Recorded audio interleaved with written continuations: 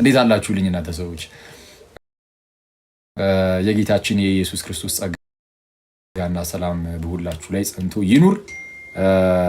እኔ በጣም ደህና ነኝ፣ ይመስገን አምላክ። ዛሬ ሁለተኛው የትምህርታችን ክፍል እሱን ለመማማር ነው የተገናኘ ነው እና በጣም ወደው መዝሙር ነው ይሄ መዝሙር። ወይን እኮ የላቸውም ብለሽ የጠየቅሽልን ወይም የለመንሽልን ይላል እና አንድ ሰው ምን ሊል ይችላል? ምንድን ነው የምታወራው? ወይን እኮ የላቸውም ብላ የለመነችው ለእኛ ሳይሆን ለሰርግ ቤቱ ሰውዬ አይደለም እንዴ የሚል ሰው ሊኖር ይችላል። የመጀመሪያው ትክክል ነው፣ ለሰርግ ቤቱ ሰው ነው። ወይን እኮ የላቸውም ብላ የጠየቀችው ለሰርግ ቤቱ ሰው ነው። ግን በእኛ በህይወታችን ውስጥ ደግሞ ያን ነገር እናስገባዋለን። መጽሐፍ ቅዱስ ላይ ያሉ ነገሮችን ቀጥታ ወደ ራስ ህይወት እያመጣ ደግሞ የማትጠቀምባቸው ከሆነ አስቸጋሪ ነው። ጌታችን ኢየሱስ ለሰዎች ያደረገውን ነገር ታይና ለሆነ ሰው ለዛ ሰው ያደረገውን በህይወት ውስጥ አንተ ደግሞ ለአንተ የሚደረግልን የሆነች ነጥብ ማለት ይዝና ለአንተ እንደሚደረግልህ እያሰብክ ደግሞ ትናገራለህ እና እመቤታችን ወይን እኮ የላቸውም ብላ ስለሁላችን ትጸልያለች። ወይን እኮ የላቸውም ብላ ስለሁላችን ትጸልያለች ማለት ነሰሰርሊ ሊትራል ዋይኑን ማለት አይደለም። በህይወት ውስጥ የጎደለ የክርስቶስ ፍቅር ካለ ለምሳሌ ዘማሪው እንደዛ ብሏል አይደለ? ከወዴት እንደመጣ ያላሰብነው ተአምር በልባችን ፈሰሰ ድንግል የልጅሽ ፍቅር አይነት ነገር ሲል ሰምታችሁታል እና የጌታ ኢየሱስ ፍቅር በልባችን ውስጥ ቢጎድል ይኸው ጋይስ ጎድሏል። እውነቱን ለመናገር በብዙዎቻችን ውስጥ እንግዲህ ሁላችንም ባለም ግን ብዙዎቻችን ጋር ግን በቃ የክርስቶስ ፍቅር ሳናስበው ከልባችን እየጎደለ የትኛውም ሰው ባይዚ በየትኛውም ዘመን ላይ እንደዚህ አይነት ነገር ያጋጥማል። የክርስቶስ ፍቅር ከልባችን ውስጥ ሊጎድል ይችላል፣ ግን መጉደል የለበትም። ኦፍ ኮርስ እንደውም እየበዛ ነው መሄድ ያለበት እና ድንግል ደግሞ እንደው ምንድነው ወይን እኮ አልቆባቸዋል እንዳለችው አሁን ደግሞ በህይወታችን ውስጥ አንተን መውደድ እኮ አቃታቸው ልጄ ብላ ትለምናለች ነው። እርሱ ደግሞ በመንፈሱ ፍቅሩን በልባችን ውስጥ ያፈሰዋል። ጌታ ኢየሱስ በመንፈሱ ፍቅሩን በልባችን ውስጥ ያፈሰዋል። ዝም ብለህ ብድግ ብለህ የምትወደው አይነት ነገር አይደለም። ይህ የእግዚአብሔር ማሰራር ነው እና ስለዛ ለእግዚአብሔር ለአምላካችን ያለን ፍቅር እየጨመረ ይሄዳል ማለት ነው። ለጌታችን ለክርስቶስ ኢየሱስ ያለን ፍቅር በጣም ብዙ ሰው እያሸመገለኝ ነው። ፕሊዝ ተረጋጉ ጋይስ። የምር ግን አሁን ላይ ያለን ወጣቶች በጣም ማለት የሚያስፈልጉን በጣም በርካታ ነገሮች ሊኖሩ ይችላሉ። ግን ከሁሉም ግን ግንባር ቀደም የመጀመሪያው የሚያስፈልገን ምን ይመስላችኋል? አሁን ለእኛ በጣም አሁን ላሉ ሰዎች አሁን ላሉ ወጣቶች የሚያስፈልጋቸው በዋናነት ብዙ የሚያስፈልጋቸው ነገሮች ሊኖሩ ይችላሉ። ስጋዊም ነገር ጭምር ማለት ነው። ስራው ምኑ እና የመሳሰሉ ነገሮች ሊያስፈልጋቸው ይችላል። ትክክል ሊያስፈልገን ይችል ይሆናል። ትልቁና ወሳኙ የመጀመሪያው የሚያስፈልጋቸው ግን ክርስቶስ ኢየሱስ ነው። በጣም የሚያስፈልገን እርሱ ነው። ቅዱስ ጳውሎስ ራሱ ለገላትያ ሰዎች ይናገራል። ምን እያለ ይናገር ነበረ? ዳግም ክርስቶስ በእናንተ እስኪሳል ድረስ ቸኩላለሁ ይላል።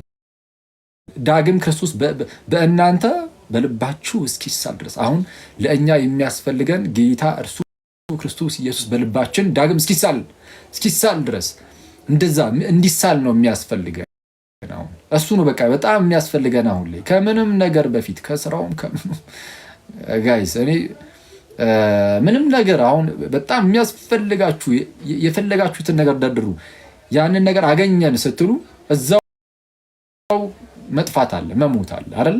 ወዲያውኑ ታው ነው ማለት ነው፣ አለቀ። የእግዚአብሔር ፍቅር ግን በልባችን ካደረ ክርስቶስ ኢየሱስ በልባችን ከተሳለልን ለዘላለም የማያሳፍር ተስፋ እርሱ ነው።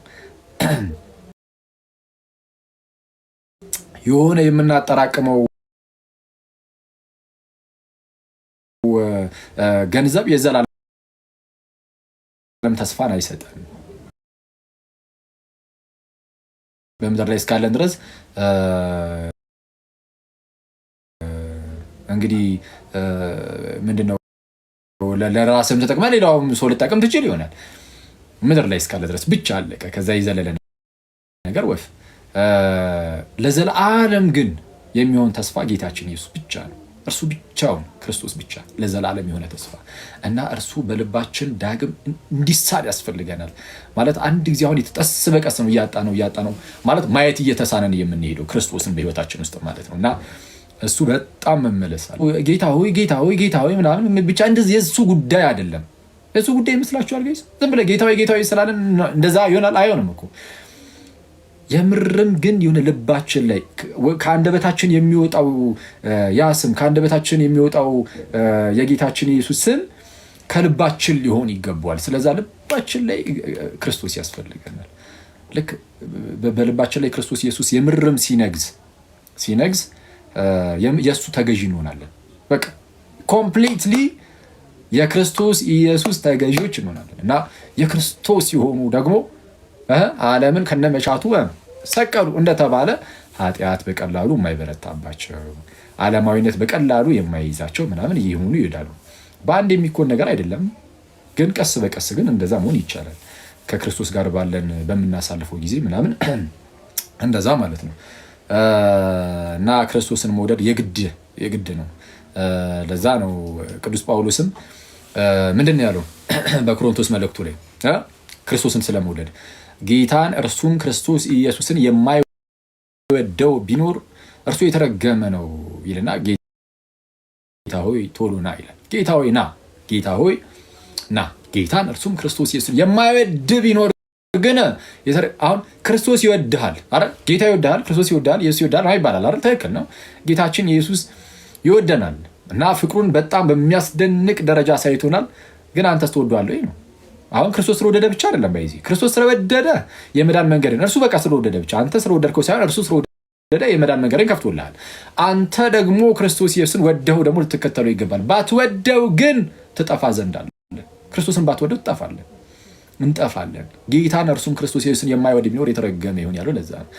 ስለዛ ክርስቶስን ልንወደው ይገባል። የምርም ከልባችን ልንወደው ይገባል። ስንወደው ይገለጣል በህይወታችን። እንዴት ነው የሚገለጠው? ዝም ብሎ የከንፈር መውደድ ሲሆንና ከልብም ክርስቶስ ኢየሱስን የተወሰነም ቢሆን የለም እየወደድ ነው ስንመጣ ልዩነቱ ምንድን ነው? የከንፈር ዝም ብሎ ጌታ እያለ ብቻ ይቀጥላል። የምርም ከልብ ሲሆን ደግሞ ከልብ ክርስቶስ ኢየሱስን እንደው የተወሰነ ቢሆን እየወደድ ነው ስንመጣ ምን እየሆነ ይሄዳል? የሚወደኝ ቢኖር ትእዛዜን ይጠብቃል አይደል ያለው። ራሳችንን ከኃጢአት ምንድነው እያራቀን ወደ ክርስቶስ እየጠጋን የእርሱን ትእዛዝ እያከበርን ለመኖር የምንሞክር አይነት ሰዎች እንሆናለን። የምንሞክር ቢያንስ ትንሽ የምናፈራ እንደው በጥቂቱ ማለት ነው። ከዚህ ቀደም እንዳልኳችሁ ነው። እግዚአብሔር ከእናንተ የሀገር በአንዴ እንድታፈሩ ይፈልጋል፣ አይጠብቅም። እንደዛ ትንሽ ነገር በጣም ደግ አባት ነው ያለን እና ትንሽ ነገር እንድታፈሩ ትንሽ ነገር እንድናፈራ ነው የሚጠብቀው እና የተወሰነች ይሰራል። ኔትወርክ የሚል ሰው አለ ከታች እየሰራ አይደለም ጋይስ? ይቆራረጣል እንዴ? አባታችንም ጭምር ነው። በጣም ነው የሚያስገርመው። እግዚአብሔር አምላካችን ብቻ ሳይሆን አባታችንም ጭምር ነው። ይሄ ባይዜ ቀላል ነገር ይመስላችኋል? አባታችን መባሉን እንደ ቀላል እንዳታዩት። በሌላ ቤተ እምነት ለምሳሌ ወደ እስልምና ስትሄዱ ፈጣሪያቸውን አባታችን ብለው ቢጠሩ የተረገሙ ናቸው። ፈጣሪያቸውን አባታችን ብለው ቢጠሩ ወደ እስልምና ሄዳችሁ ማለት ነው። እነሱ አሁን እንደዛ ቢያደርጉ ይሄ መረገም ነው በእነርሱ። ፈጣሪ አይወልድም። ስለዛ ከየት መጣው አባት ነው። የምን ልጅ አይደለም፣ እኔም አባት አይደለም ነው ተብሎ የሚኖረው። ጋይስ ወደ ክርስትና ስትመጡ እግዚአብሔር ታላቅ የሆነ ፍቅሩ ለእናንተ ገልጧል። በጌታ ስም አምላክ ሲሆን አባታችሁ ሆኗል። እንዴ በስመ አብ የእርሱ የእጅ ስራዎቹ ስትሆኑ ልጆቼ ብሏችኋል። የዚህን ያህል የወደዳችሁ የዚህን ያህል የቀርባችሁ። እኔ መውደዱ ብቻ ሳይሆን አባት ሲሆን የቀርባችሁም ነው ማለት ነው። አባት ምን ያህል ነው ቅርብ ለልጁ? እግዚአብሔር አባታችሁ ሲሆን በዛ ደረጃ የቅርባችሁ ነው። ኦኬ እግዚአብሔር የቅርባችን ነው ማለት ነው። የቅርባችን ስለሆነ ይረዳናል፣ ደግሞ ይረዳናል። ትንሽ ነገር ስናፈራ ሲያይ በቃ አብዝተን እንድናፈራ ማጥራት ነው። አብዝተን እንድናፈራ ማጥራት ነው። ልክ በዮሐንስ ወንጌል ምዕራፍ 15 ላይ ጌታችን ኢየሱስ እንደተናገረው ማለት ነው። ኦኬ የሚያፈራውን አብዝቶ እንዲያፈራ ያጠራዋል እንዳለው ማለት ነው። የሚያፈራውን በጥቂቱ ስትታመን በብዙ የሚሾም ጌታ ነው ያለ። በጥቂቱ ስትታመን እና ትንሽ ትንሽ እያደረግን መሞከር አለብን። በጣም በጥቂቱ መሞከር በቃ ትንሽ ነገር እኮ ነው። አንተ ያለብን በጣም ብዙ ችግሮች አሉ። ከነዛ ሁሉ ችግሮች ውስጥ እስቲ አንዷን ዝም ብለህ ቀንሳትና ማለት ነው። ለምሳሌ ዝም ብለህ መጀመሪያ አስበውና ማለት ታስበውና ቆይ እነዚህ እኔ ችግሮቼ ናቸው መቼስ እግዚአብሔርም አይወዳቸውም። እስቲ አንዷን ልቀንስ እንኳን አንዷን ቀንስና በዛች በአንዷ በተቀነሰች ቦታ ደግሞ አንድ ጥሩ ነገር ጨምር። ለምሳሌ ዝም ብለህ መጽሐፍ ቅዱስ ማንበብ መጽሐፍ ትንሽ ክፍል በጣም ትንሽ የተወሰነች ቨርስ ምዕራፍ ምናምን እንኳን ትንሽ ቨርስ እንኳን አንብበህ መተኛት የሆነ ሰዓት ላይ ወይ ምናምን አንተ በደስ ባለ ሰዓት ማንበብ ምናምን በሱ ስትተካው ያንን ክፉ ነገርን አስበው የእግዚአብሔርን ቃል በማንበብ ስትተካው እያልክ ከዛን ቀስ ያልክ ደግሞ ሌላም ደግሞ አንድ ጥሩ ያልሆነ ነገርህን ቀነስ እያደረግን ስንሄድ እግዚአብሔር አምላካችን አብዝተን እንድናፈራ አብዝቶ ያጠራናል። እና በዚህ ህይወት ውስጥ ደግሞ ቅድስት ድንግል በጣም ታግዛለች። ማይ ብራዘር እመቤታችን በእጅጉ የምታግዘን እናት ናት። ቅድም እንደሰማነው መዝሙሩ የቅዱሳን ምልጃ እንደምታውቁት በህይወታችን ውስጥ ስንኖር ክርስቶስን የመምሰል ህይወት አለ መኖር ያለብን። በዚህ ውስጥ ስናልፍ የምትናፍቀው የተስፋ የኢየሱስ እናቱ ነች። የተስፋ እናት ናት። የኢየሱስ እናት ናት። እርሷ ስለ አንተ ደግሞ ተማልዳለች፣ ትለምናለች። እና ሰው ከእርሷ ጋር ያለህን ግንኙነት በደንብ አጠንክር ነው እናጠንክር። ከእመቤታችን ጋር ያለንን ግንኙነት በጣም ልናጠነክር ይገባል። አንድ ስለዚች ጋር አለች አይከን ነገር ላውጣት ከላስቲክ ውስጥ ትንሽ አይከን ነች እና ይሄ በህይወታችሁ ውስጥ በተለያየ ነገር የምታዝኑ ምናምን ሰዎች አላችሁ አይደል? እመቤታችን ማለት በጣም በሀዘን የኖረች እናት ናት እንደምታውቁትና ለእናንተ በጣም ለእኛ እንደዚህ በሀዘን ውስጥ ለምንኖር ሰዎች በጣም የጭንቅ አማላጅ የምትባለው ለዛ ነው። አንዴ ቆይ ይሄ ስል ያው የኛ ሀገር አይደለም አክቹአሊ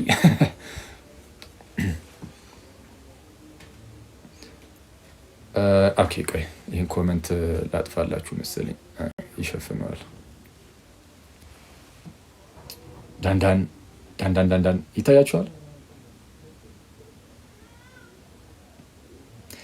ይሄ የእመቤታችን ስዕል እንትኑ ጋር ምንድነው ምን የሚባለው ሰይፍ ይታያችኋል አይደል? ሰይፍ ልቧ ላይ ስንት ሰይፍ ነው ያለው? 7 3 በግራ 3 በቀኝ አንድ ወደ ታች ያለው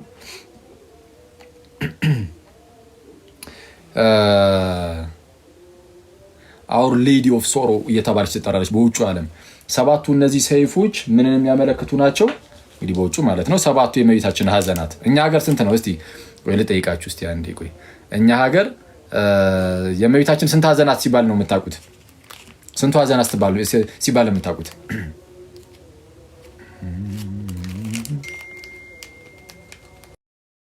አምስት አይደል? ያ 5 ትክክል። 5ቱ የእመቤታችን ሀዘናት እንደዛ። በውጩ ደግሞ 7 ተብሎ ይታወቃል። እንደዚህ አንዴ የከተትኩት ነው። 7ቱ የእመቤታችን ሀዘናት ብለው እንደዚህ አይከን አላቸው በውጩ ዓለም እና አንዴ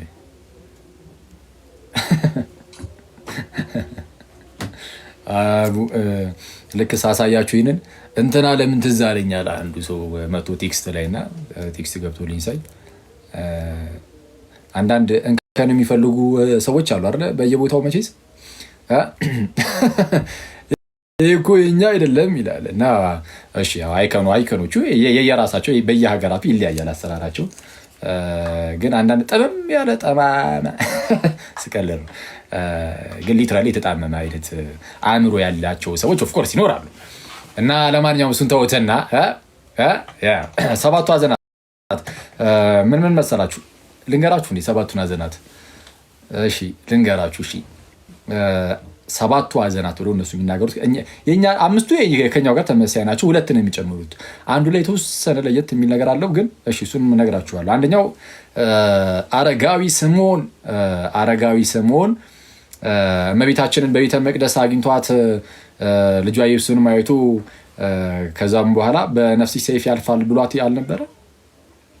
ለብዙዎች ለመውደቃቸው ለመነሳታቸውም ለመሰናከላቸውም ምልክት የሚሆን ሆኖ የተሾመ ምናምን ብሎ ስለ ጌታችን ኢየሱስ ተናግሮ በአንቺም ደግሞ በነፍስሽ ሰይፍ ያልፋል አላት እና እመቤታችን በሕይወቷ ውስጥ በተለይ ከጌታችን ከክርስቶስ ኢየሱስ ጋር በ8ኛው ቀን ገና የ8 ቀን ልጅ እያለ ጌታ ኢየሱስ ያኔ ነው ሐዘኑ የሚጀምረው። አክቹዋሊ ስትጸንሰውም ጀምሮ አይጠፋም እኮ አይደል? መጠርጠሩ ከወንድ ጸነሰች የማለት ነገር እንኳን ሌላው ራሱ ማን ነው? ኦኬ አክቹዋሊ ቅዱስ ዮሴፍ ነው። እሺ ቅዱስ ዮሴፍ በስውር ሊተዋት እንኳን አስቦ ነበር አይደል? ልክ እንደዛ ማለት ነው። ለማንኛውም ግን የመጀመሪያው ሐዘን አረጋዊ ስምዖን የተናገራትን ነገር በሰማች ጊዜ ነው። ሁለተኛው በቤተ መቅደስ ለ3 ቀን ያህል የጠፋባት ጊዜ ያኔ የተጨነቀችው ያዘነችው ሐዘን ሁለተኛው ሐዘኗ። ሶስተኛው ኖ ይቅርታ አድርጉልኝ፣ ከዛ በፊት ወደ ግብጽ መሰደዳቸው። እሱ ወደ ግብጽ መሰደድን እነሱ ይጨምራሉ፣ እኛ ጋር የለም። ወደ ግብጽ መሰደድ የሚለው እኛ ጋር የለም። እነሱ ሁለተኛ ብለው ወደ ግብጽ መሰደድን ይጨምራሉ። ከዛ በኋላ ለ3 ቀን ቤተ መቅደስ ሲጠፋ አራተኛ ጌታችን ኢየሱስ መስቀሉን ተሸክሞ ሲወጣ እመቤታችን አግኝታው ይላሉ። እኛ ጋር ግን እየተገረፈ እመቤታችን ቆማ ያየች ሰዓት እንላለን። እሱ እዚህ ላይ ነው ትንሽ ለየት የሚለው። ኤኒዌይስ አራተኛው እሱ ነው፣ ያን ያዘነችው ሐዘን።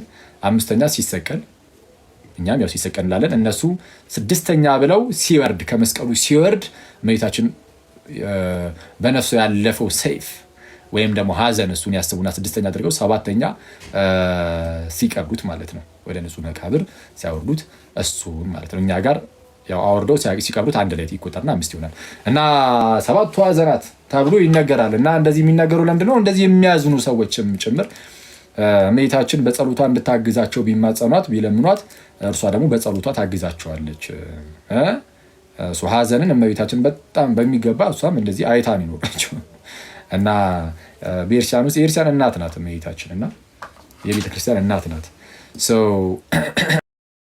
ለቤተ ክርስቲያን እመቤታችን አብዝታ ነው የምትጸልይ አብዝታ። እና ሁላችንም በጸሎት በልመኗ በምልጇ እንጠቀም ነው። እሺ ይህንን ይቅርታ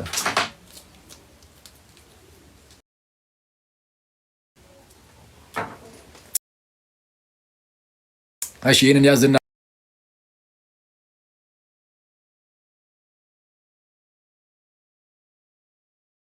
አድርግና ወደ ትምህርታችን እንገባለን። ኦኬ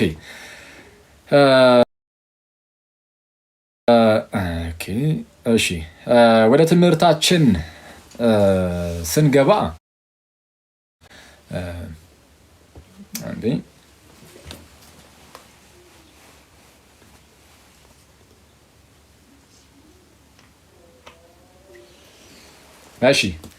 ወደ ትምህርታችን ስንገባ ከዚህ ቀደም በነበረው ትምህርታችን ላይ ምን አይነት ነገር ነው አይተናል። እንግዲህ መሰረታዊ ክርስትና ትምህርት ነው የምንማማረው ብያችኋለሁ። 4 ቀን ነው የምንማረው ብያችኋለሁ።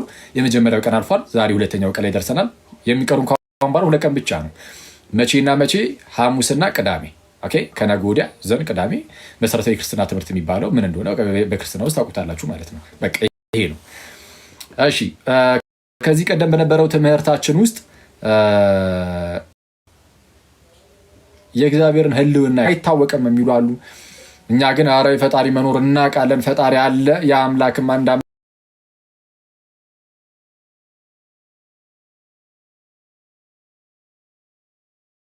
አምላክ ነው።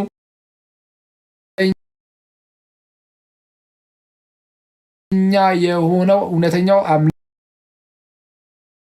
ብቸኛው አምላክ የክርስቲያኖች አምላክ ብቻ እንደሆነ ደግሞ ተመልክተን ነበር። እሱን ያየነው በጌታችን በክርስቶስ ኢየሱስ ትንሣኤ ነው። ጌታችን ኢየሱስ ሞቼ እነሳለሁ ብሎ ተናግሮ ሞቶ ተነስቷል። አንዳንድ ሰው እመቤታችን ተነስታ የለ እንደ የሚል ሰው አለ። አዎ እመቤታችን ተነስታለች። አልዓዛርም ተነስቷል። መማይ ብራዘር፣ ሌሎች በጣም በርካታ የተነሱ እኮ አሉ ከሞት ያስነሳቸው ጌታችን ኢየሱስ። ክርስቶስ ግን ምንድነው? ከክርስቶስ ውጭ ያሉት ማናቸው ሞቼ እነሳለሁ ብሎ ሞተን በስልጣናቸው በደግ ብሎ ሊነሱ የሚችሉ ማንም የለም ጌታችን ኢየሱስ ሲቀር ክርስቶስ ሞቼ ይነሳለሁ አለ። ዮሐንስ ወንጌል ለምሳሌ ምዕራፍ 2 ቁጥር 17 ላይ ከቁጥር 17 19 ምናምን አካባቢ ጀምሮ ይህን ቤተ መቅደስ አፍርሱት በሶስተኛውም ቀን አነሳዋለሁ አለ። ይህን ቤተ መቅደስ አፍርሱት ሲል አይሁዳውያን ይህ ቤተ መቅደስ ከ47 ዓመት ጀምሮ ይሰራ ነበረ፣ አንተ በ3 ቀን ታነሳዋለህ ነው አሉ። 46 ለ47 ዓመት ሙሉ ፈጅቶ የተሰራውን ቤተ መቅደስ አንተ ማን ስለሆንክ ነው በ3 ቀን የምታነሳው ነው? እነሱ የመሰላቸው ህንፃውን ቤተ መቅደስን ነው። ከታይ ዝቅ አለና ዮሐንስ ምን አለ? እርሱ ግን ስለ ሰውነቱ ወይም ስለ ስጋው ቤተ መቅደስ ይል ነበረ አለ። ስለ ሰውነቱ ቤተ መቅደስ ይናገር ነበረ እና ጌታችን ምን አለ? ስለ ስጋው ቤተ መቅደስ ሲናገር ይህን ቤተ መቅደስ አፍርሱት፣ ሚኒንግ ይኸው ግደሉኝ፣ እስቲ ልሙት፣ በሶስተኛውን ቀን አነሳዋለሁ። ስለዚህ በሶስተኛ ቀን ደግሞ አነሳዋለሁ አለ። አንዳንድ ክፍሎች ላይ አብ አስነሳው፣ የእግዚአብሔር መንፈስ አስነሳው የሚል ሲሉም አሉ። ስለዚህ ማስነሳት ላይ የወልድ ብቻ ስራ አይደለም፣ በወልድ ስራ ውስጥ አብም መንፈስ ቅዱስም አሉ። ስለዛ የአብ የወልድ የመንፈስ ቅዱስ ስራ ነው የክርስቶስ መነሳቱ። ልክ የወልድ መምጣት የወልድ ብቻ ፈቃድ ሳይሆን የአብም የመንፈስ ቅዱስም ጭምር ፈቃድ እንደሆነ ሁሉ የክርስቶስ ሞቶ መነሳትም የአብም የወልድም የመንፈስ ቅዱስም ፈቃድ ነው። የአብ የወልድ መንፈስ ቅዱስ ስራ ነው ትንሣኤው። ስለዛ ክርስቶስ ሞቼ እነሳለሁ አለ፣ ቃሉን አከበረ። ሞቼ እነሳለሁ ብሎ ቃሉን አከበረ። ታዲያ አሁን አንተን መቱ እንደዚህ አይነት አካል ኢማጂን፣ እሞታለሁ ግን በሶስተኛው ቀን እነሳለሁ ብሎ ማለት ነው። ሞቶ ከዛ በሶስተኛው ቀን ከተነሳ ያን ሁሉ ተአምር አድርጎ ያውም ማለት ነው። አንተም ሞታ አትቀርም ሲል አሜን አትልም ትላለህ። ኦፍኮርስ ኧረ በስመ አብ አሜን ጌታዊ ትላለህ። ያውም በነቢያት ሁሉ የተመሰከረለት እንደሆነ ስታይ ማለት የሆነ ዝም ብሎ የሆነ አንድ ራንደም ጋይ ተነስቶ እንዲህ ብሎ እኮ አይደለም። ክርስቶስ ሲመጣ ዝም ብሎ የሆነ ሰዓት ላይ ብቅ ያለ እንደዛ መስሎ ይታያቸዋል። እንደዛ እኮ አይደለም። በነቢያት ሁሉ ሲመሰከርለት ኖሮ ነቢያቱ ሁሉ ጠብቀው ተስፋ አድርገውለት ነቢያት የተናገሩለት እርሱን መሲሁን እኮ ነው ያገኙት ሐዋርያቱ። እና መሲህ እርሱ ኢየሱስ ክርስቶስ በነቢያቱ የተነገረለት ነው እና በነቢያት ገረለት ተገኘ፣ ተገለጠ። እርሱ ተገልጦም ደግሞ ሞቼ እነሳለሁ እናንተም ሞታችሁ አትቀሩም ካለ አሜን ብለህ ትቀበላለህ። በእርሱ በኩል የተላለፈው ትምህርትን አስተምህሮን ሁሉ ደግሞ ትቀበላለህ። በክርስቶስ በኩል የተላለፈውን አስተምህሮ በቃ ቃሉን አክብሮ አሳይቶናል።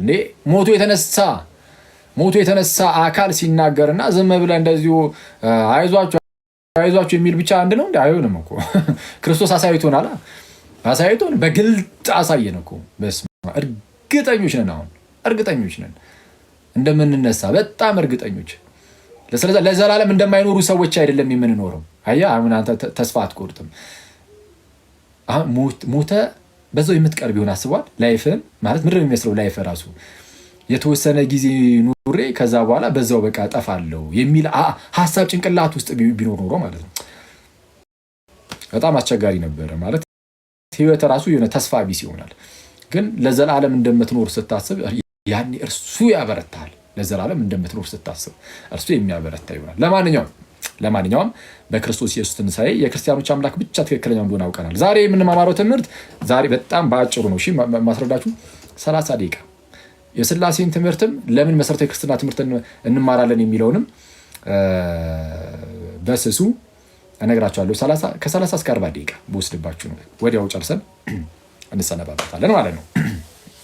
እሺ እንግዲህ የክርስቲያኖች አምላክ ትክክለኛው አምላክ ከሆነ የሚል ጥያቄ ይነሳል። በስመ ክርስትና በጣም በርካታ ሃይማኖቶች አሉ። ከነሱ ውስጥስ እሺ አሁን ኦኬ እስልምና ትክክል አይደለም አላችሁ። ለምሳሌ ሌሎች ቤተ እምነቶችም ትክክል አይደሉም፣ ትክክለኛው ክርስትና ነው አላችሁ። ግን በክርስትና ስምም እኮ በጣም በርካታ ሃይማኖቶች አሉ። ከእናሱ ውስጥስ ትክክለኛውን በምን ማወቅ ይቻላል? ሞርሞኑ ተነስቶ ክርስቲያን ነኝ ይላል። ኦንሊ ጂሰሱ ተነስቶ ክርስቲያን ነኝ ይላል። የአዋ ምስክሮች ነን የሚሉት ሰዎች ተነስተው አርዮሳውያን ናቸው ክርስቶሳውያን ነን ይሉሃል። በፕሮቴስታንት ውስጥ ያሉ የተለያዩ ቤተ እምነቶች እየተነሱ የፈለገውን ትምህርት ይክድና ድህነት ላይ ክዶ ቅዱስ ቁርባንን ክዶ ጥምቀትን ክዶ ሚስጥራትን ክዶ ክርስቲያን ነኝ ብሎ ሊመጣልህ ይችላል ከፈለገ። ማን ይከለክሏል? ያው ለማለት ማለት ነው። ክርስቲያን ነኝ ብሎ ለመምጣት ማንም አይከለክለውም። በምንድን ነው የሚታወቀው? እንደዚህ ውጥንቅጡ በጠፋ ዓለም ውስጥ የሃይማኖት ግብግብ ውስጥ ያው በክርስትና ስም እንኳን ኖሮ በምንድን ነው የሚታወቀው ትክክለኛው ሃይማኖት? እሱን ለማወቅ ምን ያስፈልጋል? መሰረታዊ የክርስትና ትምህርትን ማወቅ መሰረታዊ የክርስትና ትምህርትን ማወቅ። ስለዚህ ጉዳይ መጽሐፍ ቅዱስ የሚናገረው ምስል አለ ማለት ነው። እንግዲህ ሁሉም ቤተ እምነቶች በክርስትና ስም ያሉ ቤተ እምነቶች ሁሉ የሚያምኑት አንድ ነገር አለ። ለመዳን እምነት ያስፈልጋል፣ ለመዳን እምነት ያስፈልጋል ይላሉ። መጽሐፍ ቅዱስም እዚህ ላይ እንግዲህ በጣም ግልጽ ነው፣ ክሪስታል ክሊር ነው። ስለዛም ለመዳን ማመን ያስፈልጋል ከተባለ ደግሞ ምንድን ነው የምታምነው? እምነት ከመስማት አይደለም ወይ? ያው እምነት ከመስማት ከሆነ መስማትም በእግዚአብሔር ቃል ከሆነ ልክ ቅዱስ ጳውሎስ በሮሚ መልእክቱ ምዕራፍ 10 ላይ እንደሚናገረው እምነት ከመስማት ነው፣ መስማትም በእግዚአብሔር ቃል ነው። ስለዚህ የእግዚአብሔርን ቃል ሰምተህ ነው የምትድነው። የእግዚአብሔርን ቃል በትክክል ነግረውሃል አልነገሩህም ነው? የእግዚአብሔርን ቃል በትክክል ነግረውሃል ወይስ አልነገሩም? ካልነገሩ አትድንም።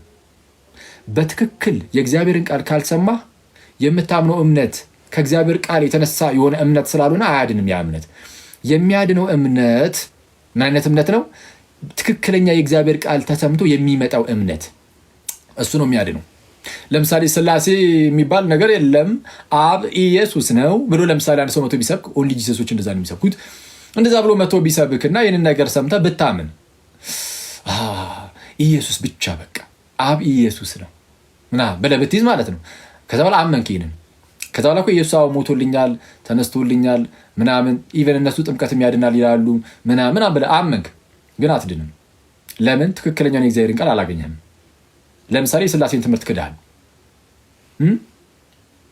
ለምሳሌ የስላሴን ትምህርት ክዳል። የስላሴን ትምህርት ከካድከው መሰረታዊ የክርስትና ትምህርትን እምቢ ብለሃልና የአንተ እምነት የተመሰረተው በሐሰተኛ ትምህርት ላይ ስለሆነ የማዳን ኤፊካሲ የማዳን ብቃት የለውም። በቃ የሚያድነው እምነት የራሱ የሆነ ክራይቴሪያ አለው። የሚያድነው እምነት በትክክለኛው ትምህርት ላይ የተመሰረተ ነው። በትክክለኛው ትምህርት ላይ ካልተመሰረተ ሊያድን አይችልም። እሱን መጽሐፍ ቅዱስ በጣም በተደጋጋሚ ነው የሚናገሩ። አሳያችኋለሁ። የሀገር ጥቅስ ነው ያለው መጽሐፍ ቅዱስ ላይ። ወደዛ ይሄዳለሁ። እዛ ላይ ሄጄ የተወሰነ ነገር ላሳያችሁና ከዛ አንዲት ነገራችሁና ከዛ በኋላ ወደ ስላሴ ትምህርት ደግሞ ሄደን በጣም ለጥቂት ደቂቃ አሳያችኋለሁ። ያው በዚህ ትምህርቶቻችን ላይ እንደምታውቁት አሁን መሰረታዊ ክርስትና ትምህርት ብዬ ለ4 ቀን ሰጣችሁ። በጣም ጥልቀት ያለው ነገር አይደለም የምሰጣችሁ፣ እንደው መሰረታዊ ናት ሊስት በቃ ማወቅ ያለባችሁን የተወሰነ ነገር ለመስጠት ያህል ነው። ስለዚህ አጠር አድርጌ እሰጣችኋለሁ ማለት ነው። እሺ ቅድም እንዳልኳችሁ በጣም በተደጋጋሚ የማነሳላችሁ አንድ የመጽሐፍ ቅዱስ ክፍል አለ አይደል? በዚህ በሮሚ መልእክት ምዕራፍ 10 ላይ ቅዱስ ጳውሎስ የተናገረው ከቁጥር 13 ጀምሮ በአይሁዳዊና በግሪክ ሰው መካከል ልዩነት የለምና አንዱ ጌታ የሁሉ ጌታ ነውና ይላል።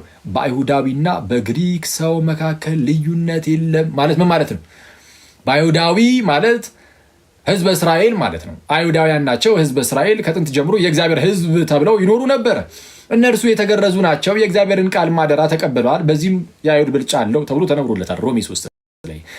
ግን ክርስቶስ ኢየሱስ መጣ። ሲመጣ አይሁዳውያንም ራሳቸው ምንም እንኳን የእግዚአብሔር ቃል ቢቀበሉም ህግን ቢቀበሉም በህጉ ግን ፍጹም ሆነው ጻድቅ ሆነው መኖር አልቻሉም። ስለዚህ ሁሌም ኃጢአትን እየሰሩ ይወድቁ ነበር። ኃጢአተኞች ናቸው። ሁሉም ከኃጢአት በታች ነው። አይሁዳውያንም ጭምር ማለት ነው። አሕዛብ ብቻ አይደሉም። አሕዛብ ያልተገረዙ ናቸው። የእግዚአብሔርን ህግ አልተቀበሉም። አዎ በህገ ልቦና ያሉ ናቸው። ግን ከኃጢአት አንጻር ስታዩት ግን ህግ የተቀበለውም ህግ ያልተቀበለውም በቃ ኃጢአተኛ ናቸው። አሕዛብም አይሁዳውያንም። ስለዛ ክርስቶስ ሲመጣ ለሁለቱም መጣ። ለኃጢአተኛ ሁሉ መጣ። ለኃጢአተኛ ሁሉ ለማንና ለማን? ለአይሁዳውያንም ለአሕዛብም። ለአሕዛብም። ስለዚህ ምን አለ ቅዱስ ጳውሎስ ሲናገር በአይሁዳዊና በግሪክ ወይም በአሕዛብ ማለት ነው። የግሪክ ሲል አሕዛብ ማለት ነው። በአይሁዳዊና በግሪክ ሰው መካከል ልዩነት አለ? የለም። በሁለቱ መካከል ልዩነት የለምና አንዱ ጌታ የሁሉ ጌታ ነውና። አየው፣ አንዱ ጌታ የሁሉ ጌታ ነውና ለሚጠሩትም ሁሉ ባለጠጋ ነው። አንዱ ጌታ የሁሉ ጌታ ነውና የአይሁዳዊም የግሪክም የአይሁዳዊ ብቻ የሚባል ጌታ የለም። የአይሁዳዊም የግሪኩም ወይም የአሕዛቡም ጌታ ነውና አንዱ ጌታ አንዱ ጌታ የሁሉ ጌታ ነውና ለሚጠሩትም ሁሉ ባለጠጋ ነውና የጌታን ስም የሚጠራ ሁሉ ይድናልና። የማንን ስም የሚጠራ? የጌታን ስም የሚጠራ የጌታን ስም የሚጠራ ሁሉ ይድናልና። እንግዲህ ያላመኑበትን እንዴት አድርገው ይጠሩታል ይላል። ልክ የጌታን ስም የሚጠራ አዎ ይድናል። ተመልከቱ፣ የጌታን ስም የሚጠራ ምን ይላል? ይድናል። እሺ፣ የጌታን ስም ለመጥራት ግን ምን ማድረግ አለባቸው? ማመን አለባቸው። ሳያምኑ ይጠሩታል እንዴ? ስለዛ ምን አለ ቅዱስ ጳውሎስ ቀጠል አድርጎ ባላመኑበትስ ነገር እንዴት አድርገው ይጠሩታል? ያላመኑበትን ነገር እንዴት አድርገው ይጠሩታል? አይጠሩትም ኦፍኮርስ። ስለዛ የጌታን ስም ለመጥራት ምን ማድረግ አለባቸው? ማመን አይደል? እሺ፣ ለማመን ደግሞ ምን ያስፈልጋል? ዝም ብለህ ለምሳሌ የሆነ ሰው የሆነ ክፍሉ ዝም ብለህ ሄደህ ብታስቀምጠው ያምናል? የሆነ ክፍሉ ዝም ብለህ አስቀምጠው ማለት ነው። ምንድን ነው የሚያምነው? ምን ክፍል ውስጥ አስቀምጠው? ምን በአስማት ነው እንዲህ የሚያምነው ልትሉ ትችላላችሁ። ትክክልም ናችሁ። የሆነ ክፍል ውስጥ ቁጭ አድርገው ዝም ብሎ አያምንም። ምን ያስፈልጋል? የሆነ የሚሰብከው ሰው አያስፈልጉም? ያስፈልጓል። ኦኬ፣ የሆነ የሚሰብከው ሰው እና የሆነ መስማት አለበት። ለማመን የሆነ የሚሰማው ነገር ያስፈልጓል። ወይ የሚያነበው ወይ የሚሰማው። እዚህ ክፍል ላይ በተነገረው መሰረት ባልሰሙትስ እንዴት አድርገው ያምናሉ ይላል። ለማመን ደግሞ መስማት አለባቸው። እሺ፣ እስቲ አሁንም ያንኑ ጥያቄ ልድገምላችሁ። አንድ ባዶ ክፍል ውስጥ ቁጭ ብታደርጉት ይሰማል? አይሰማም። ዝም ብለው የሆነ ቦታ ላይ ብቻውን ቁጭ ብታደርጉ አይሰማም። እንዲሰማ ግዴታ የሆነ ሰባኪ የእግዚአብሔር ቃል መናገር አለበት። ስለዛ ምን ይላል ጳውሎስ? ያለ ሰባኪስ እንዴት ይሰማሉ? ስለዛ የጌታን ስም የሚጠራ ሁሉ ይድናል። ለክ የጌታን ስም የሚጠራ ሁሉ ይድናል። ባላመኑትስ እንዴት አድርገው ይጠሩታል ይላል። ስለዛ ለመጥራት ማመን ምንድነው? ያላመኑትን ነገር እንዴት አድርገው ይጠሩታል ይልና ባልሰሙትስ ነገር እንዴት ያምናሉ? ለማመን ደግሞ መስማት፣ ለመስማት ደግሞ ሰባኪ ያስፈልጋልና ያለ ሰባኪ ደግሞ እንዴት ይሰማሉ? ሰባኪ እሺ፣ እዚህ ድረስ ሄድና ሰባኪ ያስፈልጋል። ስለዛ ሰባኪ ዝም ብለው ለምሳሌ ላጥ እያልክ ሄደህ ከሆነ መንገድ ላይ ብድግ አድርገህ አንዱን ሰው ሾመው ዝም ብለህ በቃ እስኪ ይህችን ነገር ስበክ ብትለው ይቻላል? የሆነ ዝም ብሎ መጽሐፍ ቅዱስ ይዞ ያየውን ሰው ከፈለግ እንደዚህ ይቻላል? አይቻልም። ስለዛ ጳውሎስ ምን አለ? ሰባኪ ለመሆን ግዴታ አስቀድሞ የተላኩ መሆን አለባቸው። ካልተላኩስ እንዴት ይሰብካሉ ይላል። ካልተላኩስ እንዴት ይሰብካሉ? ስለዛ ይህን ማወቅ አለብን። መላክ አለበት ሰባኪው መላክ አለበት። የተላከ ሰባኪ ይሰብካል።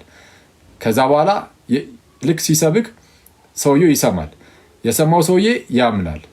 ያመነው ሰውዬ የጌታን ስም ይጠራል። የጌታን ስም የሚጠራ ደግሞ ይድናል። የጌታን ስም የሚጠራ ሁሉ ይድናል። እንደዚህ ነው ቼኑ፣ ሰንሰለቱ እንዲህ ነው። ስለዚህ አሁን እንዲህ ከሆነ የመጀመሪያው ነገር መሰረታዊውን የክርስትና ትምህርትን ሰው የሚሰማው ከቤተ ክርስቲያን ብቻ ነው። አለቀ። አንዱ መለያው ይሄ ነው። ትክክለኛው ክርስትና የትኛው ነው የሚለውን ለማወቅ ስብከቱን እያሰማ ያለው አካል የተላከ ነው ወይ? የተላከችው ቤተክርስቲያን ናት። አስቀድሞ ሐዋርያት በማርቆስ ወንጌል ምዕራፍ 16 ቁጥር 15 ጀምሮ ጌታችን እንደተናገረው እንግዲህ ወደ ዓለም ሁሉ ሂዱ ወንጌልም ለፍጥረት ሁሉ ስበኩ አለ። ኦኬ፣ እንግዲህ ወደ ዓለም ሁሉ ሂዱ ወንጌልም ለፍጥረት ሁሉ ስበኩ ሂዱ አለ። ላካቸው። ለፍጥረት ሁሉ ወንጌል ምን አድርጉ? ስበኩ። ስለዛ ስበኩ፣ ሂዱ፣ መላክ ፕላስ ደግሞ እንዲሰብኩ መናገር። ስለዛ ለመስበክ የተላኩ ሰባኪያን የመጀመሪያዎቹ ሐዋርያት ናቸው። በማቴዎስ ወንጌል ምዕራፍ 28 ቁጥር 19 ላይም እንግዲህ ሂዱ አሕዛብን ሁሉ በአብ በወልድ እና በመንፈስ ቅዱስም እያጠመቃችኋቸው ደቀ መዛሙርት አድርጓቸው፣ ያዘዝኳችሁም ሁሉ እንዲጠብቁ እያስተማራችኋቸው እነሆ እኔ እስከ ዓለም ፍጻሜ ድረስ ሁልጊዜ ከእናንተ ጋር ነኝ አለ ጌታ ኢየሱስ። ስለዚህ አሁን ሂዱ፣ አጥምቁ፣ አስተምሩ ተብሎ የተላኩ የመጀመሪያዎቹ መልእክተኞች የተላኩ ሰባኪያን ሐዋርያት ናቸው። እስከ ዓለም ፍጻሜ አለ ጌታ ኢየሱስ ከእናንተ ጋር ነኝ አለ። አሁን አስተምሩ አጥምቋልና እስከ ዓለም ፍጻሜ ከእናንተ ጋር ነኝ። ሲያስተምሩ ሲያጠምቁ ጌታ ከእነርሱ ጋር ነው። በሕይወት እስካሉ ድረስ ብቻ እነ ጴጥሮስ በፍጹም እነሱ ሲያልፉም ጭምር ያው እስከ ዓለም ፍጻሜ ሁልጊዜ ነው ያለው። ሁልጊዜ ጌታችን እስከ ዓለም ፍጻሜ ከእነርሱ ጋር የሚሆነው እንዴት ነው ከተባለ እነ ጴጥሮስ ሌሎቹም ሐዋርያት በነበሩበት ሰዓት ይሰብካሉ፣ ያጠምቃሉ እና ይሾማሉ ሰዎችን። ሌሎች ሰዎች ይሾማሉ። እነሱ ባሉበት ሰዓት እንኳን ጳጳሳት ሆነው የተሾሙ ሰዎች ነበሩ። ማስረጃ ለምሳሌ በሐዋርያት ሥራ ምዕራፍ 20 ቁጥር 28 ላይ ምን ይላል? እግዚአብሔር በገዛ ደሙ የዋጃትን ወይም የገዛትን ቤተ ክርስቲያንን ትጠብቋት ዘንድ ማንን? ቤተ ክርስቲያንን እግዚአብሔር በገዛ ደሙ የዋጃትን ቤተ ክርስቲያንን ትጠብቋት ዘንድ መንፈስ ቅዱስ እናንተን ጳጳሳት አድርጎ ለሾመበት ለራሳችሁና ለመንጋው ተጠንቀቁ ብሎ ይናገራል። ጳጳሳት ወይም እረኞች ኦቨርሲየር አሉ እነሱ ተሹመዋል። ኦልሬዲ ሐዋርያት የሚያውቋቸው ማለት ነው። ስለዚህ በሐዋርያት እግር ስር ተተክተው የሚመጡ አሉ። ሐዋርያት የማያውቋቸው ሳይሆኑ የሚያውቋቸው የተተኩ አሉ። እነ ጳውሎስ ነው ይህን ነገር የተናገሩት። ለምሳሌ ሐዋርያቱ ሲያልፉ ከእነሱ እግር ስር ተተክተው ይመጡ እነዛ ቤተክርስቲያንን ተጠብቋ ዘንድ ተብሎ የተነገረላቸው ጳጳሳት እኮ አሉ። ስለነሱ የማወቅ ግዴ አይሰጣችሁም እንዴ? በተለይ ከኦርቶዶክስ ውጭ ያላችሁ ወንድመቶች ወይም ከጥንታውያን አብያተ ክርስቲያናት ውጭ ያላችሁ ከዛ በኋላ ጳጳሳቱ ወይም እነዚህ እረኞች ቤተክርስቲያንን የሚጠብቁ አካላት መንፈስ ቅዱስ እችን ቤተክርስቲያንን እንዴት አይጠብቅም ነው? ሙሉ በሙሉ እንዳጠፋ ይጠብቃታል። ሙሉ በሙሉ እንዳትስት ይጠብቃታል። ስለሚጠብቃት በእነርሱ በኩል ትምህርቱን ደግሞ ያስተላልፋሉ። እነርሱም ደግሞ ይሄ ከሐዋርያት እግር ስር የተተኩት ጳጳሳት ልክ ሲያልፉ ደግሞ እነዚሁ ራሳቸው ጳጳሳት የሚያውቋቸው ሌሎች ጳጳሳት ደግሞ ስለሚኖሩ በእነሱ በኩል እያደረገ በቅብብሎሽ ዛሬ እኛ ጋር ደረሰ። በዓለም አቀፍ ደረጃ ይህች የጌታ ኢየሱስ ቤተክርስቲያን ትባላለች። ቅዱስ ጳውሎስ እንደተናገረላት ምን ይላታል ጳውሎስ በመጀመሪያ ጢሞቴዎስ መልእክቱ ምዕራፍ 3 ቁጥር 15 ላይ የእውነት አምድና መሰረት የእውነት ምን አምድና መሰረት የሕያው እግዚአብሔር ቤተክርስቲያን ይላታል። የእውነት አምድና መሰረት የእውነት እውነትን ትፈልጋላችሁ ጋይስ? እውነትን ትፈልጋላችሁ? እንግዲያውስ የእውነት አምድና መሰረት ቤተክርስቲያን ተብላችኋል። ስለዛ ቤተክርስቲያንን ፈልጉ። እውነትን የምታገኙት ከቤተክርስቲያን ውስጥ እንጂ ከሆነ ጎረምሳ ወይም ከሆነ እንደኔ ካለ ሰው ምናምን እንደዛ አይደለም። የሆነ ከአንድ ሊቅም አይደለም። ከአንድ የሆነ ስኮላር ምናምን አይደለም። ከአንድ የመጽሐፍ ቅዱስ እውነት በራልኝ ከሚል ከአንድ ሰው እንደዛ አይደለም። የሆኑ ሰዎች እውነትን ሊናገሩ ይችሉ ይሆናል። ግን እውነትን በምልአት የምታገኙት ግን ከሕያው እግዚአብሔር ቤተክርስቲያን እንጂ ከሌላ ከማንም አይደለም። ስለዛ እውነትን የምታገኙት የእውነት አምድ እና መሰረት ከተባለችው ከቤተ ክርስቲያን ነው። ከዚህ ውጭ ግን ልትሳሳቱ ትችላላችሁ፣ ልትስቱ ትችላላችሁ። አገኘውኝ ብለ ለራስ መምህርን ሹመ ያ መምህር ከሳታ አንተም አብሮ ትስታለህ። እና መጽሐፍ ቅዱስ ደግሞ እንደዛ አልተናገረልን ማለት የሆነ አንድ ግለሰብ እየተነሳ ያድሳል፣ አንድ ግለሰብ እየተነሳ ይመራል፣ ምናምን ይነዳል። እንደዛ የሚባል ነገር የለም መጽሐፍ ቅዱስ ላይ የእውነት አምድ እና መሰረት የሕያው እግዚአብሔር ቤተክርስቲያን በእርሷ እንዴት መኖር እንደሚገባ ታውቅ ዘንድ ጽፍልሃለሁ ያለው በእርሷ እንዴት መኖር እንደሚገባ። ስለዛ በቤተክርስቲያን ስለመኖር እንደዛ ነው የተጻፈው የተነገረው። ስለዛ ምንድነው እውነትን የሚፈልግ ሰው አለ? በቃ ባጭሩ ጥያቄው ይሄ ነው። በጣም ብዙ በክርስትና ስምም እኮ ብዙ ሃይማኖቶች አሉ። እሺ እውነትን ፈልገህ ነው የምትጠይቀው ከሆነ እውነትን የምታገኘው ከቤተ ክርስቲያን ነው። አለቀ። የእውነት አምድና መሰረት ናት ተብሎ ተነግሯል። እሺ ያችኛዋ ቤተክርስቲያን እና ምን ሙሉ ወንጌልስ ቤተክርስቲያን አይደለች እንዴ? ሞርሞንስ ቤተክርስቲያን አይደለች እንዴ? የአዋ ምስሉ ኦንሊ ጂሰሶች ቤተክርስቲያንን ይሉ የለ እንዴ? ትክክለኛዋ ቤተክርስቲያን በምን ትታወቃለች ታዲያ? በምን አወቃችሁ ማለት ጥንታዊት ቤተክርስቲያን እንደሆነች ትክክለኛ ቤተክርስቲያን ከጥንት ጀምሮ የመጣች እንደሆነች በምን ታውቃለህ? በአጭሩ ቤተክርስቲያን ትክክለኛ ቤተክርስቲያን የትኛዋ እንደሆነች ለማወቅ ሁለት መስፈርቶችን መያዝ በቂ ነው። በተደጋጋሚ ነግሬያቸዋለሁ። ትክክለኛ ቤተክርስቲያን የትኛዋ እንደሆነች ለማወቅ አንደኛ ቤተክርስቲያን ማለት ምን ማለት ነው? ጉባኤ ማለት ነው። ኤክሌሲያ ወይም ቤተ ክርስቲያን ማለት የተጠሩ ለሆነ ዓላማ የተጠሩ ሰዎች ስብስብ ጉባኤ ማለት ነው። የአማኞች ህብረት፣ የአማኞች ስብስብ ማለት ነው። እና ያ ጉባኤው ማለት ነው እንደ ጉባኤ ከሐዋርያት ጀምሮ መጥቷል ወይ ነው። አሁን ያለህበት ጉባኤ በጉባኤነት ደረጃ በሆነ መንገድም ይሁን ወደኋላ ስትቆጥር ያለምንም መቋረጥ ወደኋላ ስትቆጥር ወደኋላ ትሬስ ባክ ስታደርግ ሐዋርያት ድረስ ትሄዳለህ። ከዛ ጌታ ድረስ ማለት ነው ትሄዳለህ። ለምን? ይህን መስፈርት ማን አደረገው? ጌታ መጣ። እንደዚህ ነገር አክሊል እንደዚህ አይነት መስፈርት አለ። ከመጽሐፍ ቅዱስ ማስረጃ አለ። የስ ለምሳሌ ቤተክርስቲያንን የሰራት ጌታችን ኢየሱስ ነው። ተመልከቱ ጋይስ፣ ቤተክርስቲያንን የሰራት ጌታችን ኢየሱስ ነው። በማቴዎስ ወንጌል ምዕራፍ 16 ከቁጥር 18 ላይ ጌታችን ኢየሱስ ጴጥሮስን እንደዚህ አለ፣ አንተ ጴጥሮስ ነህ፣ በዚህ ዓለት ላይ ቤተክርስቲያንን እሰራለሁ፣ የገሃነም ደጆችም አይችሏትም አለ። በዚህ ዓለት ላይ ቤተክርስቲያንን እሰራለሁ አለና የገሃነም ደጆች አይችሏትም። አንደኛ በዚህ ዓለት ላይ አለና ቤተክርስቲያንን ነው ያለው። ቤተክርስቲያን የኢየሱስ ነች። እርሷን እሰራለሁ አለ። ስለ ህንፃ አይደለም። ስለ ህንፃ ነው የሚሆነው። ኢየሱስ ህንፃ እሰራለሁ ምናምን አይደለም። ቤተክርስቲያንን እሰራለሁ ማለት ይሄን ጉባኤውን የኛን ቤተክርስቲያናችንን ማለት ነው። ጉባኤውን እሰራለሁ አለና የገሃነም ደጆችም አይችሏትም። አንደኛ ቤተክርስቲያን ጉባኤውን የኔ ነው የሚለው ኢየሱስ። ይህ ጉባኤ አሁን እያወራንለት ያለው ጉባኤ የግለሰብ አይደለም፣ የኢየሱስ ነው። የኢየሱስ የጌታ ናት ቤተክርስቲያን። የማናት? የጌታ የጌታ ቤተክርስቲያን ባትባል የሚሉ ሰዎች ተነስተው እንደነበረ የቅርብ ጊዜ ትውስታችን ነው። አንዳንድ ሰዎች ከኛ ወገን ይሆኑ ግን እኛ ያላክ ናቸው እንዳለው ጳውሎስ አዋቂ ነው። ማለክም ኦፍኮርስ ግን ቤተክርስቲያን የኢየሱስ ነች። በስመ አብ ጌታ ኢየሱስ ቤተክርስቲያን ይላታል እና የጌታ ቤተክርስቲያን ናት። ቤተክርስቲያን በቃ አለቀ። የኢየሱስ የጌታ ቤተክርስቲያን ናት እና ለማንኛውም የጌታ ቤተክርስቲያን እርሷ ደግሞ የገሃነም ደጆች አይችሏትም ተባለላት። የገሃነም ደጆችም አይችሏትም። ለምንድን ነው የገሃነም ደጆች ያልቻሉት? ማለት የገሃነም ደጅ ማለት ደጅ ምንድን ነው? የሚያስገባል የሆነ ደጅ። የገሃነም ደጆች አያስገባትም። ወደ ገሃነም የሚያስገባ ምንም አይነት ነገር ቤተክርስቲያን ላይ አይበረታታበትም ሚኒንግ። ስለዚህ ሊያጠፋት አይችልም። ስለ ቤተክርስቲያን በተአምር ልጠፋ አትችልም። ለምን? የኢየሱስ ስለሆነች። ለምን? ኢየሱስ ራሱ ስለሰራት። አስቧል። ኢየሱስ ሰርቷት የኢየሱስ ሆና ከዛን ያውም የገሃነም ደጆች አይችሏትም ከተባለች በኋላ ትጠፋለች ማለት የማይታሰብ ነገር ነው። ቤተክርስቲያን የኢየሱስ ክርስቶስ አካሉ ነች አይደለ? ቆላሲስ 1:18 ላይ 1 ቆሮንቶስ ምዕራፍ 12 ቁጥር 27 ላይ ምናምን እንደተነገረው እርሱም የአካሉ ማለትም የቤተክርስቲያን ራስ ነው ይላል። የአካሉ ማለትም የቤተክርስቲያን ራስ ነው ይላል። ስለዛ ቤተክርስቲያን የክርስቶስ ኢየሱስ ምኑ ነች? አካሉ ናት።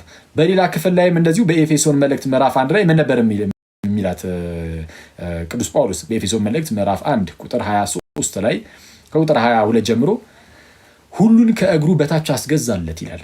አብ ለጌታችን አስገዛለት፣ ከሁሉ በላይም ራስ እንዲሆን ለቤተክርስቲያን ሰጠው።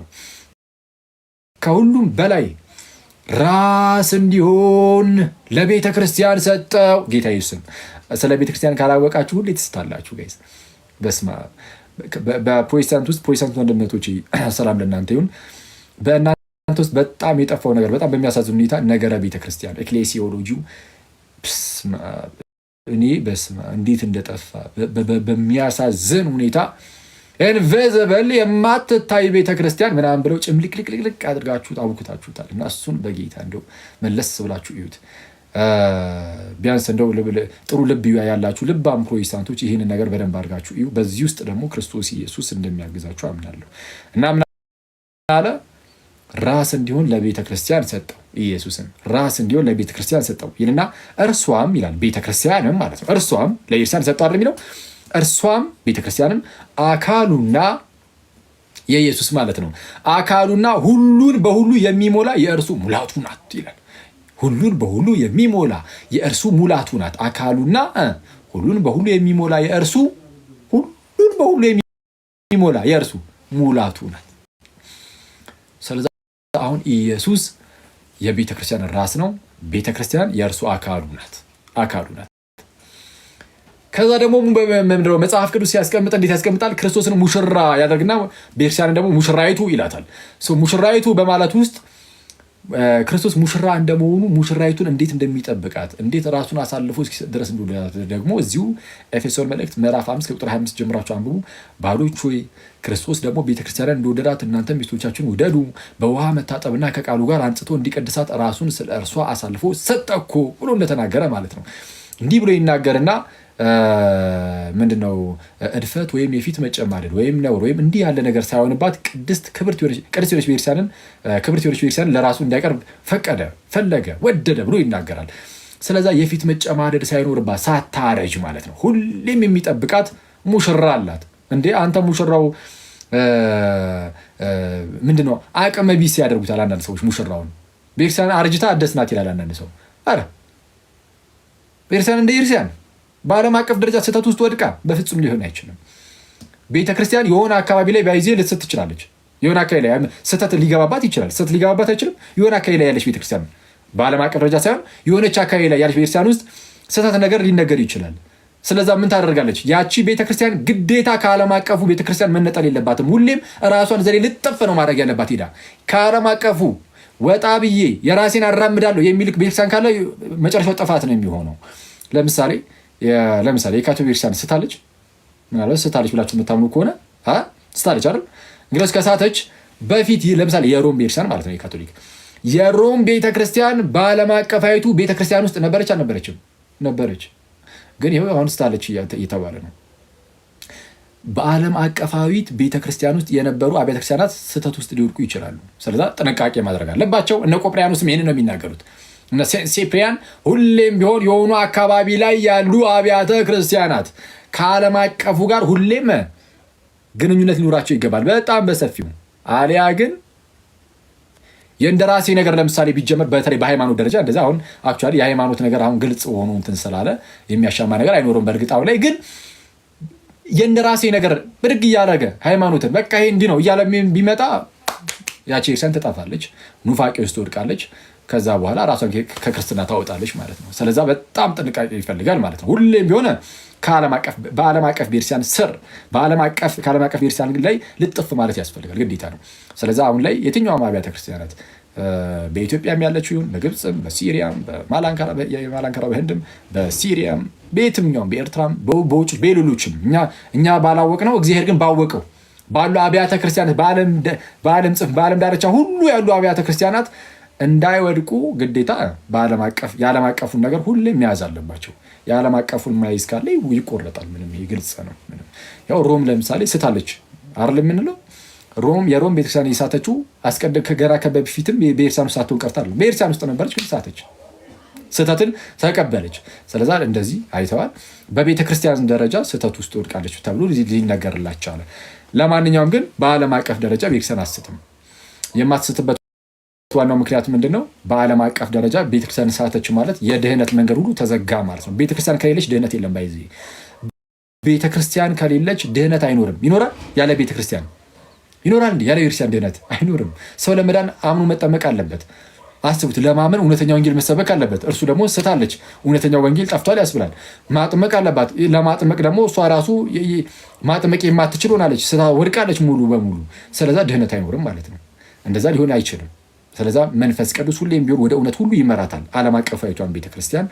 ስለዛ ጌታችን ኢየሱስ ደግሞ ሁሌም ይጠብቃታል።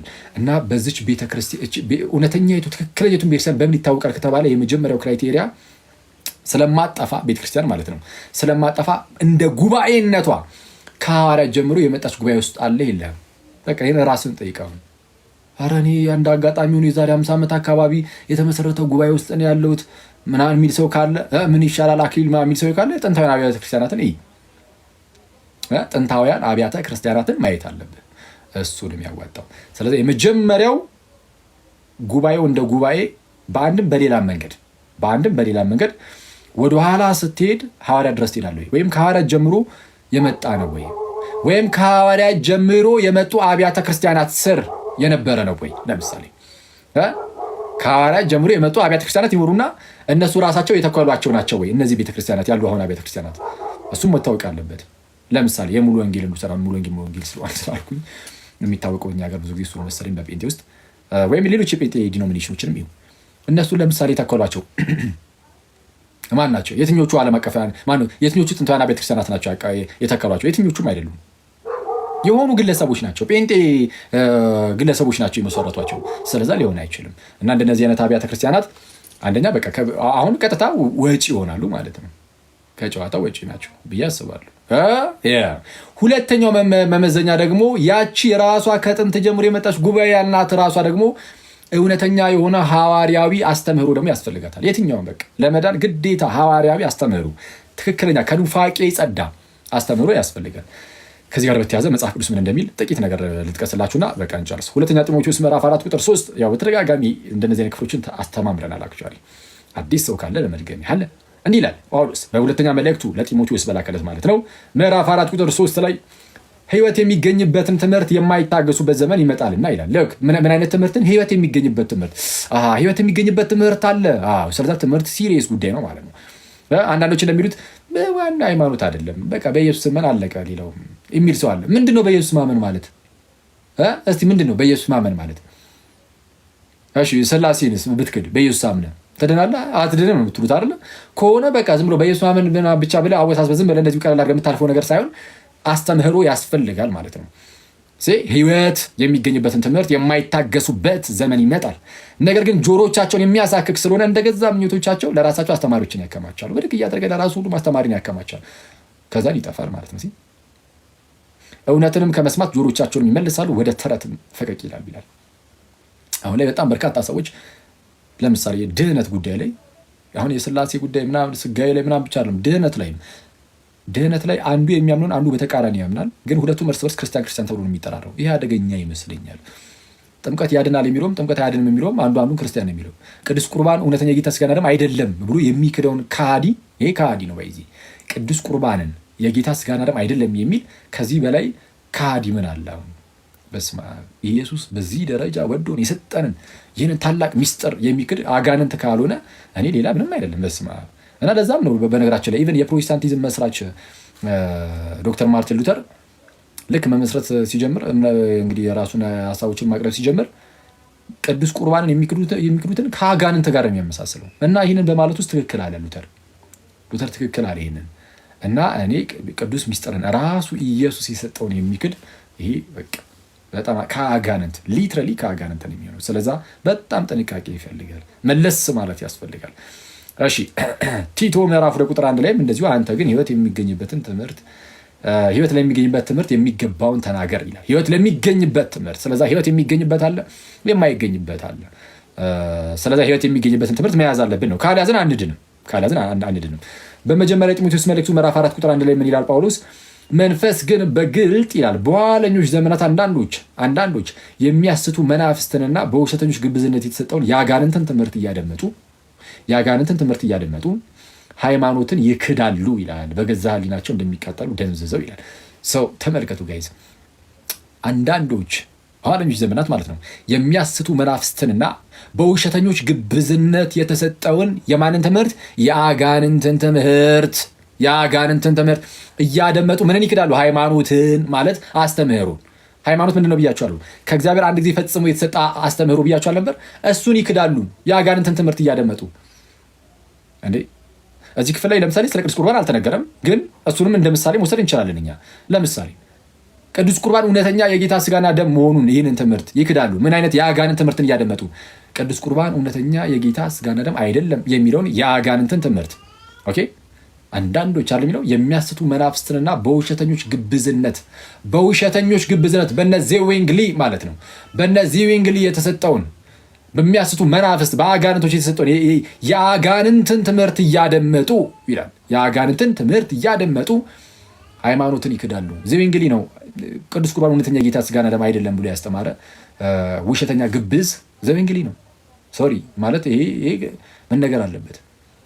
እና አሁን ላይ በጣም ብዙ ፕሮቴስታንት ወንድሞቻችን ወድቀው የምናየው በዚህ ጉዳይ ላይ ማለት ነው። በዚህ ትምህርታቸው ወድቀው የምናየው የዜዌንግሊን በውሸተኞች ግብዝነት የተሰጠውን የዜዌንግሊን ትምህርት የኢየሱስን አይደለም። ኢየሱስ ምሳሌ ነው እንጂ የኔ ስጋና ደም አይደለም አላለም። ኢየሱስ በቀጥታ ቃል በቃል የኔ ነው ያለው። ስጋዬ ነው፣ የኔ ስጋ ነው፣ የኔ ደም ነው ሲል ዜዌንግሊ ደግሞ ኧረ የሱ አይደለም ምሳሌው ነው። ከዛ ፕሮቴስታንት ኒግስ ተነስተው ኧረ የኢየሱስ አይደለም ዜዌንግሊ እንዳለው ምሳሌው ነው አይነት ነገር። ይሄ በውሸተኞች ግብዞች የተሰጠ የአጋንንት ትምህርት ይባላል። ይሄ የአጋንንት ትምህርት ይባላል። ይህንን እያደመጡ ሃይማኖትን ይክዳሉ ተባለ፣ ክደዋል። ስለዚህ ይሄ ከዚህ መመለስ አለባቸው ማለት ፕሮቴስታንት ወንድሞቻችን፣ ብዙ ፕሮቴስታንት ወንድሞች ትኖራላችሁ፣ ከዚህ መመለስ አለባችሁ። ቅዱስ ቁርባን ሁለተኛ የጌታ ስጋና ደም አይደለም የሚል ቤተ እምነት ውስጥ መቆየት የለባችሁም። አትሊስት ይህን ቅዱስ ሚስጥርን እንደዚህ የሚያቃልል ሰው ጋር ህብረት ማድረግ የለባችሁም። እሺ ዝቅ ይልና ቁጥር 16 ላይ እዛው አንደኛ ጢሞቴዎስ ምዕራፍ 4 ቁጥር 16 ላይ ማለት ነው ለራስህና ለትምህርት ተጠንቀቅ ይላል። በእነርዚህም ጽና፣ ይህን ብታደርግ ራስህንም የሚሰሙንም ታድናለህ ይላል። ለራስህና ለትምህርት ተጠንቀቅ፣ በእነርዚህም ጽና። ለራስህም ለትምህርትም ለትምህርት ተጠንቀቅ ነው የሚባለው። በቃ ትምህርት በጣም ጥንቃቄ ይፈልጋል። በእነርዚህም ጽና፣ በትምህርት ትጸናለህ። እንዲህ ካደረግ ራስህንም ታድናለህ። ለትምህርት በመጠንቀቅ ራሳችንን እናድናለን። ለምን? ትምህርት የተሳሳተ ከሆነ ልጠፋ ነው። እንዲህ አሁን በጣም ሌሎችም ፕሮቴስታንቶች አይደለም ሌሎችም ወንድም እህቶቼ እንዴ ድነናል ብላችሁ አስባችሁ ቁጭ ብላችሁ የተሳሳተ ትምህርት ውስጥ ካላችሁ እንደጠፋችሁ ግን ታውቁታላችሁ በጌታ። ስለዛ ይህን ነገር መለስ ብለን ማየት የለብንም አለብን። ስለዛ መሰረታዊው የክርስትና ትምህርት ምን ይመስላል የሚለው መታየት አለበት። ስለዛ ምን አለ? ለራስና ለትምህርት ተጠንቀቅ፣ በእነርዚህም ጽና። ይህን ብታደርግ ራስን ታድናለህ። ራስን ብቻ አይደለም ደግሞ በጣም በሚያስገርም ሁኔታ የሚሰሙህንም ታድናለህ። የሚሰሙትን ያድናል። እንዴት? እነዛ ሰዎች ሲሰሙ ትክክለኛውን ትምህርት ከእርሱ ካገኙ ይድናሉ። ለዛ ነው። ካላገኙ ግን ባይጸና ለትምህርቱ ባይጠነቀቅ ግን አይድኑም። እነዛ ሰዎችን ለማዳን ስትል እንደው እባክህን በትምህርት ጽና። ስለዛ ትምህርት አስፈላጊ ነው ማለት ነው አይደል? ስለዛ መሰረታዊ ክርስትና ትምህርትን የምንማርበት ዋናው ምክንያት መሰረታዊ ክርስትና ትምህርት ለድህነታችን ቀጥታ ግንኙነት ስላለው ያንን ትምህርት ማመን ለእኛ እንደ አማራጭ አይደለም፣ እንደ ግዴታችን ነው። ስለ እግዚአብሔር ማወቅ፣ ስለ ጌታችን ኢየሱስ ማወቅ፣ ስለ ወንጌል ማወቅ፣ ማለትም ኢየሱስ እርሱ ክርስቶስ እንደሆነ መሲህ እንደሆነ ስለ ሁላችን መሞቱን መነሳቱን ይሄ ሁሉ ደግሞ ስለ እኛ እንደሆነ በዛ ውስጥ ደግሞ እኛ እንዴት እንደምንድን ይህን ሁሉ ማወቅ አለብን ግዴታ። ስለዛ አማራጫችን አይደለም የምንማረው መሰረታዊ ክርስትና ትምህርትን የምንማረው ከድነታችን ጋር ስለሚገናኝ ነው። ስለዛ መሰረታዊ ክርስትና ትምህርታችሁ ምንድን ነው የሚለውን ይኸው ዛሬ እንጀምራለን። ስላሴ ብለን አምላካችሁን ማወቅ አለባችሁ አይደል? እሺ የስላሴን ትምህርት በ20 ደቂቃ ውስጥ አይኖ እንዴ በ20 ደቂቃ ይሄን ስላሴ ትምህርት ልትሉ ትችላላችሁ። ግን በ20 ደቂቃ ውስጥ ወይ በ15 ደቂቃ ውስጥ አጠር አድርጌ ብቻ ያሳያችኋለሁ። እንዳልኳችሁ በጣም ሰፊ ነገር ሳይሆን ቀለል ያለ ነገር ነው የምነግራችሁ። እሺ የስላሴ ትምህርት እንግዲህ የስላሴን ትምህርት አስቀድሜ ቀለል አድርጌ በአጭሩ ልንገራችሁና ከዛ ላይ የመጽሐፍ ቅዱስ ጥቅስ ብቻ እየነገርኳችሁ አልፋለሁ። እያነበብን ማለት ነው የመጽሐፍ ቅዱስ ክፍል። ስላሴ ስንል ስለ እግዚአብሔር አምላካችን እያወራን ነው። አምላካችን እግዚአብሔር አንድ እግዚአብሔር ነው። አንድ አምላክ ብቻ ነው ያለን። ሞኖቴይስት ነን። በቃ አንድ አምላክ ነው ያለን። ሌላ አምላክ አናውቅም። እኛ ያለን አምላክ አንድ አምላክ ነው። አንድ አምላክ አብ አለን። ያ አብ ልጅ አለው። ልጁ ከአባቱ ጋር አንድ አምላክ ነው። ልክ ለምሳሌ አንድ ሰው ሰውን ቢወልድ ማለት ነው የሆነ ልጅ ቢወልድ ማለት ነው አንድ ሰው ያ ልጅ ከአባቱ ጋር ተመሳሳይ ባህሪ አንድ ባህሪ የሚኖረው ሰው ነው። በቃ የሚወለደውም ሰው ነው። አብ ልጅ አለው ወይም ቃል አለው። ቃሉ እንደ ልጅ ነው። ልክ እንደኛ አይነት መውለድ ሳይሆን ለምሳሌ የኔ ቃል ከእኔ ስለሚወጣ የኔ ቃል ነው ተብሎ የሚነገረው ግን የኔ ዝርው ቃል ነው። የአብ ቃል ግን አካላዊ ቃል ሆኖ እኔ የሚል ህይወት ያለው እውቀት ያለው እንደዚህ አይነት አካላዊ ሆነ ማለት ነው። ቃል ነው የአብ ቃል። ከመጽሐፍ ቅዱስ የተወሰነ ነገር ያሳያችኋለሁ እና እንደዛ ሆኖ አለ ከአብ የሚወጣ እና የአብ እስትንፋሱ ደግሞ አለ ወይም መንፈሱ ተብሎ የአብ ቃልና መንፈስ የአብ ልጅና የአብ መንፈስ ማለት መንፈስ ቅዱስ ነው። ስለዚህ አንድ አምላክ አብ ነው ያለን። አንድ አምላክ አብ። ከአብ ውጭ አምላክ አለ የለንም። እኛ ያለን አንድ አምላክ አብ ነው። ወልድ እስከተባለ ወልድ ከአብ የተለየ ሌላ አምላክ አይደለም። ወልድ ከአብ የሚገኝ የሚወጣ ከአብ ጋር አንድ የሆነ አምላክ ነው። በአብና በወልድ መካከል የተለያየ አምላክነት አለ? የለም። የአብ መለኮት የወልድ መለኮት ነው። ስለዛ ከአብ የተለየ መለኮት ወልድ የለውም። የተለየ አካል አለው። ይኸው ወልድ ከአብ ተወልዷል እያለን ነው። ወጥቷል እያለን ተወልዷል እያለን እንደዚህ ንጠል ማለት ባይሆንም ግን ራሱን የቻለ ግን ምንድነው አካል ያለው ነው። ራሱን የቻለ አካል ያለው ነው ወልድ። መለኮት ላይ ግን ስትመጡ አምላክነት ላይ ስትመጡ ግን የአብ መለኮት ራሱ የወልድ መለኮት ነው። መንፈስ ቅዱስም ከአብ የሚወጣ ነው። ከአብ የሚወጣ ሲሆን ራሱን ችሎ አካል አለው ግን ራሱን ችሎ ሌላ መለኮት ግን አምላክነት ግን የለውም። ስለዛ ከአብ ውጪ ከአብ ሌላ የሆነ አምላክ የለም። ወልድም ከአብ ጋር አንድ አምላክ ነው። መንፈስ ቅዱስም ከአብና ከወልድ ጋር አንድ አምላክ አንድ ጌታ ነው። በቃ ያ ነው አስተምህሮቱ በአጭሩ ይሄ ነው የኛ አስተምህሮ። ይሄንን ለማወቅ መጽሐፍ ቅዱስ ላይ 3 ነጥቦችን ሰጣችኋለሁ። ያዙ። እሺ ቶሎ በሉ። መጽሐፍ ማን ነው? ደብተራችሁን አውጡ። ደብተር ከያዛችሁ ማለት ነው። እሺ አወጣችሁ ደብተራችሁን። እሺ ነጥብ 1 የስላሴን ትምህርት ለመረዳት 3 ነጥቦች። የመጀመሪያው ነጥብ አብ ወልድ እና መንፈስ ቅዱስ በቃ የተለያዩ አካላት እንደሆኑ ማወቅ መጀመሪያ። እሺ አንዳንድ ሰዎች አብ ወልድ መንፈስ ቅዱስ አንድ አምላክ ናቸው ከሚለው አንድ አምላክ ከሚለው ሊጀመር ይችላል። ጀምረን እናስተምራለን። አንዳንዱ ደግሞ የማስተማሩ መንገድ ከሶስቱ ልዩ አካላት ጀምረን ወደ አንድ አምላክነት ደግሞ እንመጣለን እና ይሄኛውን ፕሪፈር አደረኩኝ። አብ ወልድ መንፈስ ቅዱስ የተለያዩ አካላት ናቸው። ነጥብ 1 ጻፋችሁ? ነጥብ 1 3 ነጥብ ብቻ ነው የምሰጣችሁ። 3 ነጥብ ብቻ የስላሴን ትምህርት ለመረዳት በመጽሐፍ ቅዱስ ማለት ነው። በመጽሐፍ ቅዱስ አብ ወልድ መንፈስ ቅዱስ ሶስቱ የተለያዩ አካላት ናቸው። ናቸው አይደል? በአካል ደረጃ የተለያዩ አካላት ናቸው። የተነጣጠሉ ሳይሆን የተለያዩ ማለትም አብ ወልድን አይደለም፣ መንፈስ ቅዱስንም አይደለም አይደል? ወልድም አብንም መንፈስ ቅዱስንም አይደለም፣ መንፈስ ቅዱስንም አብንም ወልድንም አይደለም። በቃ አብ እንጂ ወልድና መንፈስ ቅዱስ አይደለም፣ ወልድ እንጂ አብና መንፈስ ቅዱስ አይደለም፣ መንፈስ ቅዱስ እንጂ አብና ወልድ አይደለም። የመጀመሪያው ይሄ ነው። እሺ ማስረጃ። እሺ ይሄንን ሊያሳዩ የሚችሉ አንዳንድ የመጽሐፍ ቅዱስ ጥቅሶችን ልስጣችሁ። የተወሰነ 1 2 3 4 5 ጥቅሶችን ልስጣችሁ። እሺ ማቴዎስ ወንጌል ምዕራፍ 28 ቁጥር 19 ለምሳሌ በአብ በወልድ እና በመንፈስ ቅዱስ ስም እያጠመቃችኋቸው ደቀ መዛሙርት አድርጓቸው ብሎ ጌታችን ኢየሱስ በማን ስም አለ? በአብ እና በወልድ እና በመንፈስ ቅዱስ። ትክክለኛው አጻጻፍ ልክ እንደዛ ነው። ባይዜ በአማርኛው መጽሐፋችን ላይ በአብ በወልድ እና በመንፈስ ቅዱስ ስም ይላል፣ በአብ በወልድ እና በመንፈስ ቅዱስ ይላል። ትክክለኛው አጻጻፍ በአብ እና በወልድ እና በመንፈስ ቅዱስ። እሺ ስለዚህ አብ ወልድ መንፈስ ቅዱስን ለያይቶ እንደዚህ ያስቀምጥና የሶስቱን ግን አንድነት ደግሞ ሲያስቀምጥ ስም ይላል። ስሞች ሳይሆን ስም። ቅዱስ አትናቴዎስ ሐዋርያዊ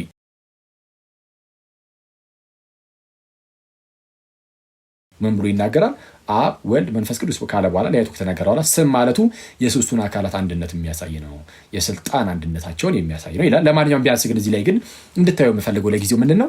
አብ ወልድ መንፈስ ቅዱስ ብሎ ሶስቱንም አካላት ለያይቶ መጥራቱ ነው። ስለዛ ሶስት ልዩ አካላት አሉ፣ አብ ወልድ መንፈስ ቅዱስ። ቀጥታ ሶስቱም በአንድ ላይ ሲጠሩበት ዮሐንስ ወንጌል ምዕራፍ 1 ቁጥር 1 ላይ እንዲህ ይላል፣ በመጀመሪያ ቃል ነበረ፣ ቃልም በእግዚአብሔር ዘንድ ነበረ፣ ቃልም እግዚአብሔር ነበረ ይላል። በመጀመሪያ ማን ነበረ?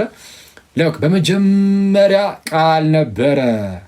እሺ መቼ ነው በመጀመሪያ? ከዓለም ፍጥረት በፊት ከዘላለሙ ማለት ነው። ከዘላለሙ ስጋዊ ላይ ትንሽ ነገር አሳያችኋል። ይህን ቀጣይ የምንማማረው በነገራችን ላይ ስጋዊ ነው፣ የቃልን ስጋ የመሆንን ሚስጥር ማለት ነው። በተወሰነ መልኩ እንማማራለን። ያኔ የተወሰነ ይህን ክፍል አሳያችኋለሁ። ብቻ ግን በመጀመሪያ ቃል ነበረ ሲል ከዘላለሙ ማለት ነው። ቃልም በእግዚአብሔር ዘንድ በምን ይታወቃል? ከፍጥረት ሁሉ በፊት እንደሆነ ቁጥር 3 ላይ ያብራራዋል። ምን ብሎ? ሁሉ በእርሱ ሆነ፣ ከሆነውም አንዳች እንኳን ያለ እርሱ የሆነ የለም ስለሚል የሆነው ሁሉ ወይም የተፈጠረው ሁሉ በእርሱ ከሆነ በቃል ማለት ነው ከሆነ ወይም ከተፈጠረ፣ እንግዲያውስ ከተፈጠረው ነገር ሁሉ በፊት እርሱ ነበር። ጊዜ የተፈጠረ ነው።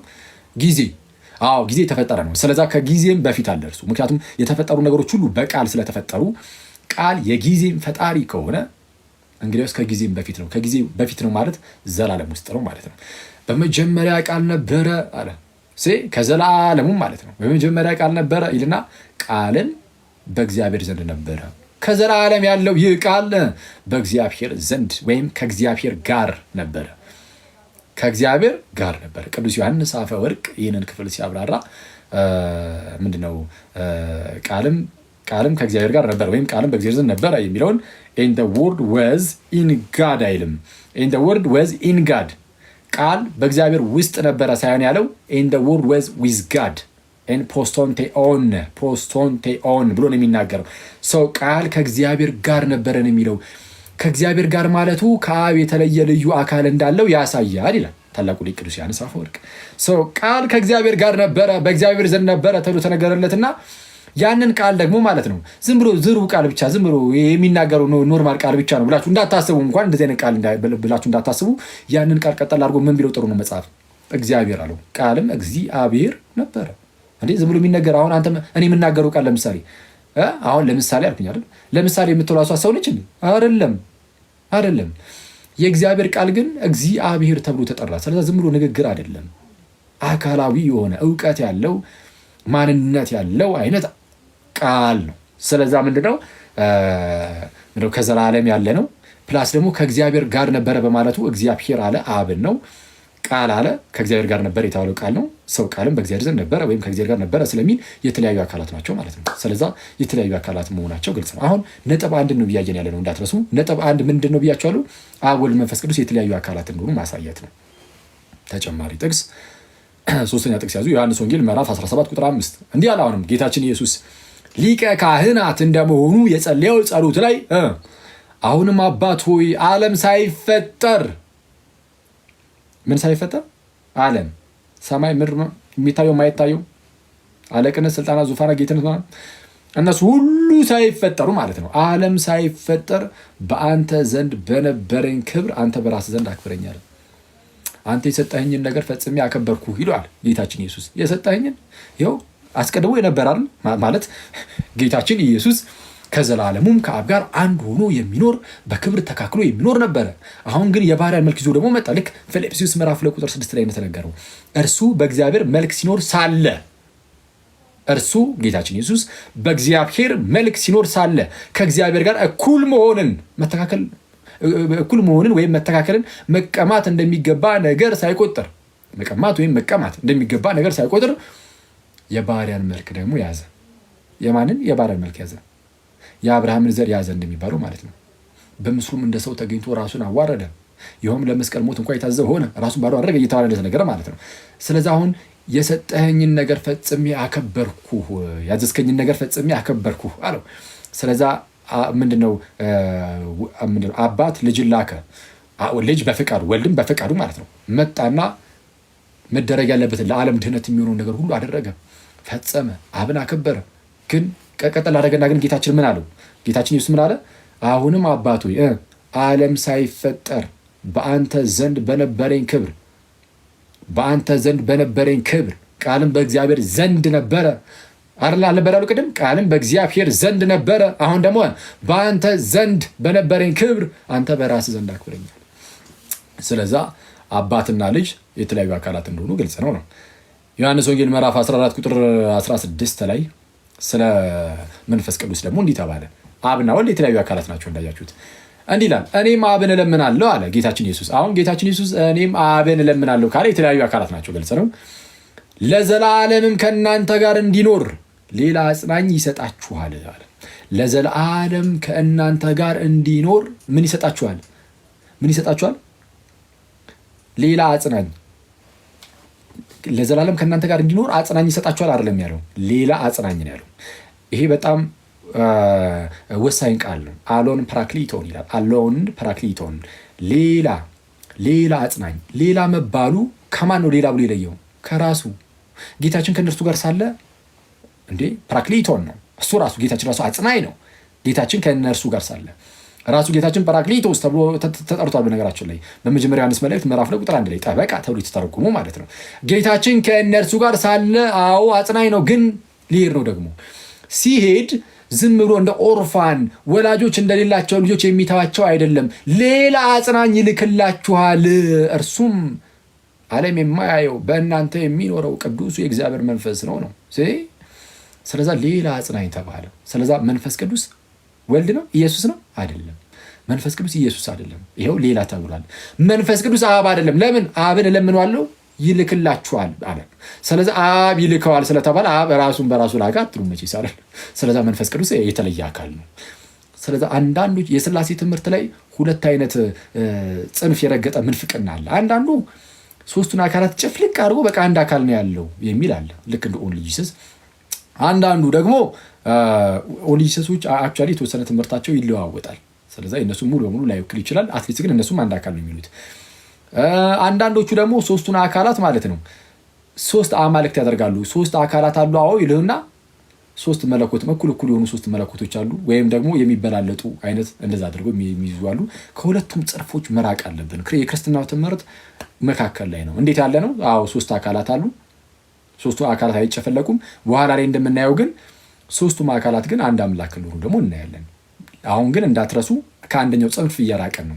ከየትኛው ጽንፍ? ሶስቱን አካላት ከሚጨፈልቁ ከነሱ ርቀናል፣ ከእንደነዚህ መናፍቃን። ስለዛ አብ፣ ወልድ፣ መንፈስ ቅዱስ የተለያዩ አካላት ናቸው። መንፈስ ቅዱስ ሌላ አጽናኝ ተብሏል። ሁለተኛ ቆሮንቶስ ምዕራፍ 13 ቁጥር 14 ላይ ቅዱስ ጳውሎስ ምን ይላል? የጌታ የኢየሱስ ክርስቶስ ጸጋ የእግዚአብሔርም ፍቅር የመንፈስ ቅዱስም ህብረት ከሁላችሁ ጋር ይሁን አሜን ይላል። ሶስቱንም ለያይቶ ይጠራል ማለት ነው። የጌታ የኢየሱስ ክርስቶስ ጸጋ የእግዚአብሔር ፍቅር የመንፈስ ቅዱስ ህብረት ከሁላችሁ ጋር ከእናንተ ጋር ይሁን ይልና አሜን ይላል። ስለዛ ሶስቱ እነዚህ የተለያዩ አካላት ናቸው። አለቀ። እዚህ ላይ ምንም ድርድር የለም። ሶስቱ የተለያዩ አካላት ናቸው። ሶስቱ የተለያዩ አካላት ናቸው። ከዛን አሁን ይሄ የመጀመሪያው ነጥብ ነው። አብ፣ ወልድ፣ መንፈስ ቅዱስ የተለያዩ አካላት ናቸው የሚለው አንደኛ ነጥብ። ሁለተኛ ነጥብ ያዙና ከዛን አንድ ነጥብ ብቻ ነው የምትቀረን፣ ጨርሰን እንለያያለን። ሁለተኛ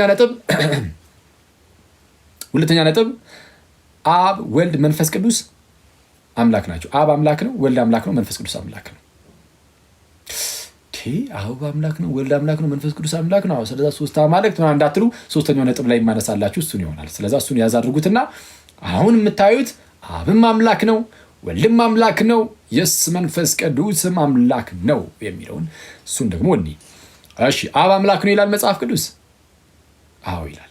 ማስረጃ ያዛችሁ። ነጥብ 2 አብ ወልድ መንፈስ ቅዱስ አምላክ ስለመሆናቸው፣ አማልክት ስለመሆናቸው አላልኩም። አምላኮች ስለመሆናቸው አላልኩም። አምላክ ስለመሆናቸው ብዬ በብዙ ቁጥር መጥራቴ የአካላትን አምላክ ብዬ በነጠላ መጥራቴ ደግሞ ባህሪያቸውን አምላክነታቸውን የሚያሳይ ነው። የራሴን ቃል አንድም ብዬ አመሰጠርኩት እንዲ ረሱት። ሁለተኛው ነጥብ እሱ ነው እንዳትረሱ። አብ ወልድ መንፈስ ቅዱስ አምላክ መሆናቸው። እሺ አንደኛ አብ አምላክ ነው። አሁን ከአብ እንጀምር።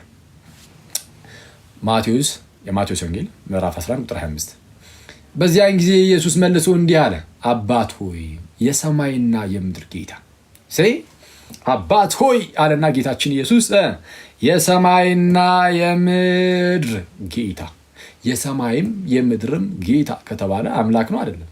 አምላክ ነው፣ አለቀ። ስለዚህ አብ አምላክ ነው። ተጨማሪ ማስረጃ ዮሐንስ ወንጌል ምዕራፍ 17 ቁጥር 3 ላይ ጌታችን ኢየሱስ አሁንም እንዲህ ብሎ ጸለየ፣ እውነተኛ አምላክ የሆንክ አንተን ብቻ የላከውንም ኢየሱስ ክርስቶስን ያውቁ ዘንድ ይህች ዘላለም ሕይወት ናት አለ። እውነተኛ አምላክ የሆንክ አንተን ብቻ። እውነተኛ ምን አምላክ? እውነተኛ አምላክ ነው ማን? አብ። ስለዚህ አብ አምላክ ነው አይደለም? አብ አምላክ ነው። ተጨማሪ ማስረጃ ሁለተኛ የጴጥሮስ መልእክት ምዕራፍ 1 ቁጥር 17 ከገናናው ክብር አለ። ከገናናው ክብር በዛ በደብረ ታቦር ማለት ነው። በእርሱ ደስ የሚለኝ የምወደው ልጄ ይህ ነው የሚል ያ ድምፅ በመጣለት ጊዜ ልክ በእርሱ ደስ የሚለኝ የምወደው ልጄ ይህ ነው እርሱ ነው የሚለው ያ ድምፅ በመጣለት ጊዜ ከእግዚአብሔር አብ ክብርንና ምስጋናን ተቀብሏል የሚለው ከማን? ከእግዚአብሔር አብ። እግዚአብሔር አብ ተብሎ ይጠራል ብዙ ጊዜ አብ። እግዚአብሔር የሚለው ቃል ራሱ እንደ ስም እንደ መጠሪያ ስም ሆኖ ይሰጠዋል። አብ ብዙ ጊዜ ኦፍኮርስ አብም እግዚአብሔር ነው፣ ወልድም እግዚአብሔር ነው፣ መንፈስ ቅዱስም እግዚአብሔር ነው። ግን ለአብ በተለየ መልኩ መጠሪያም ጭምር ማለት ነው። ኤኒዌይስ እርሱን እርሱትና የሆነ ቴዎሎጂካል የሆነ ነገር እርሱትና ለጊዜው ቢያንስ እግዚአብሔር አብ። ስለዚህ አብ እግዚአብሔር ነው፣ አምላክ ነው። የመጨረሻ አንድ ጥቅስ ጌታችን ኢየሱስ ዮሐንስ ወንጌል ምዕራፍ 3 ቁጥር 16 ላይ እንዲህ አለ፣ እግዚአብሔር አንድያ ልጁን እስኪሰጥ ድረስ ዓለምን እንዲሁ ወዶታል አለ። አንድያ ልጁን እስኪሰጥ ዓለምን እንዲሁ ወዶታል። አንድያ ልጁና ማን?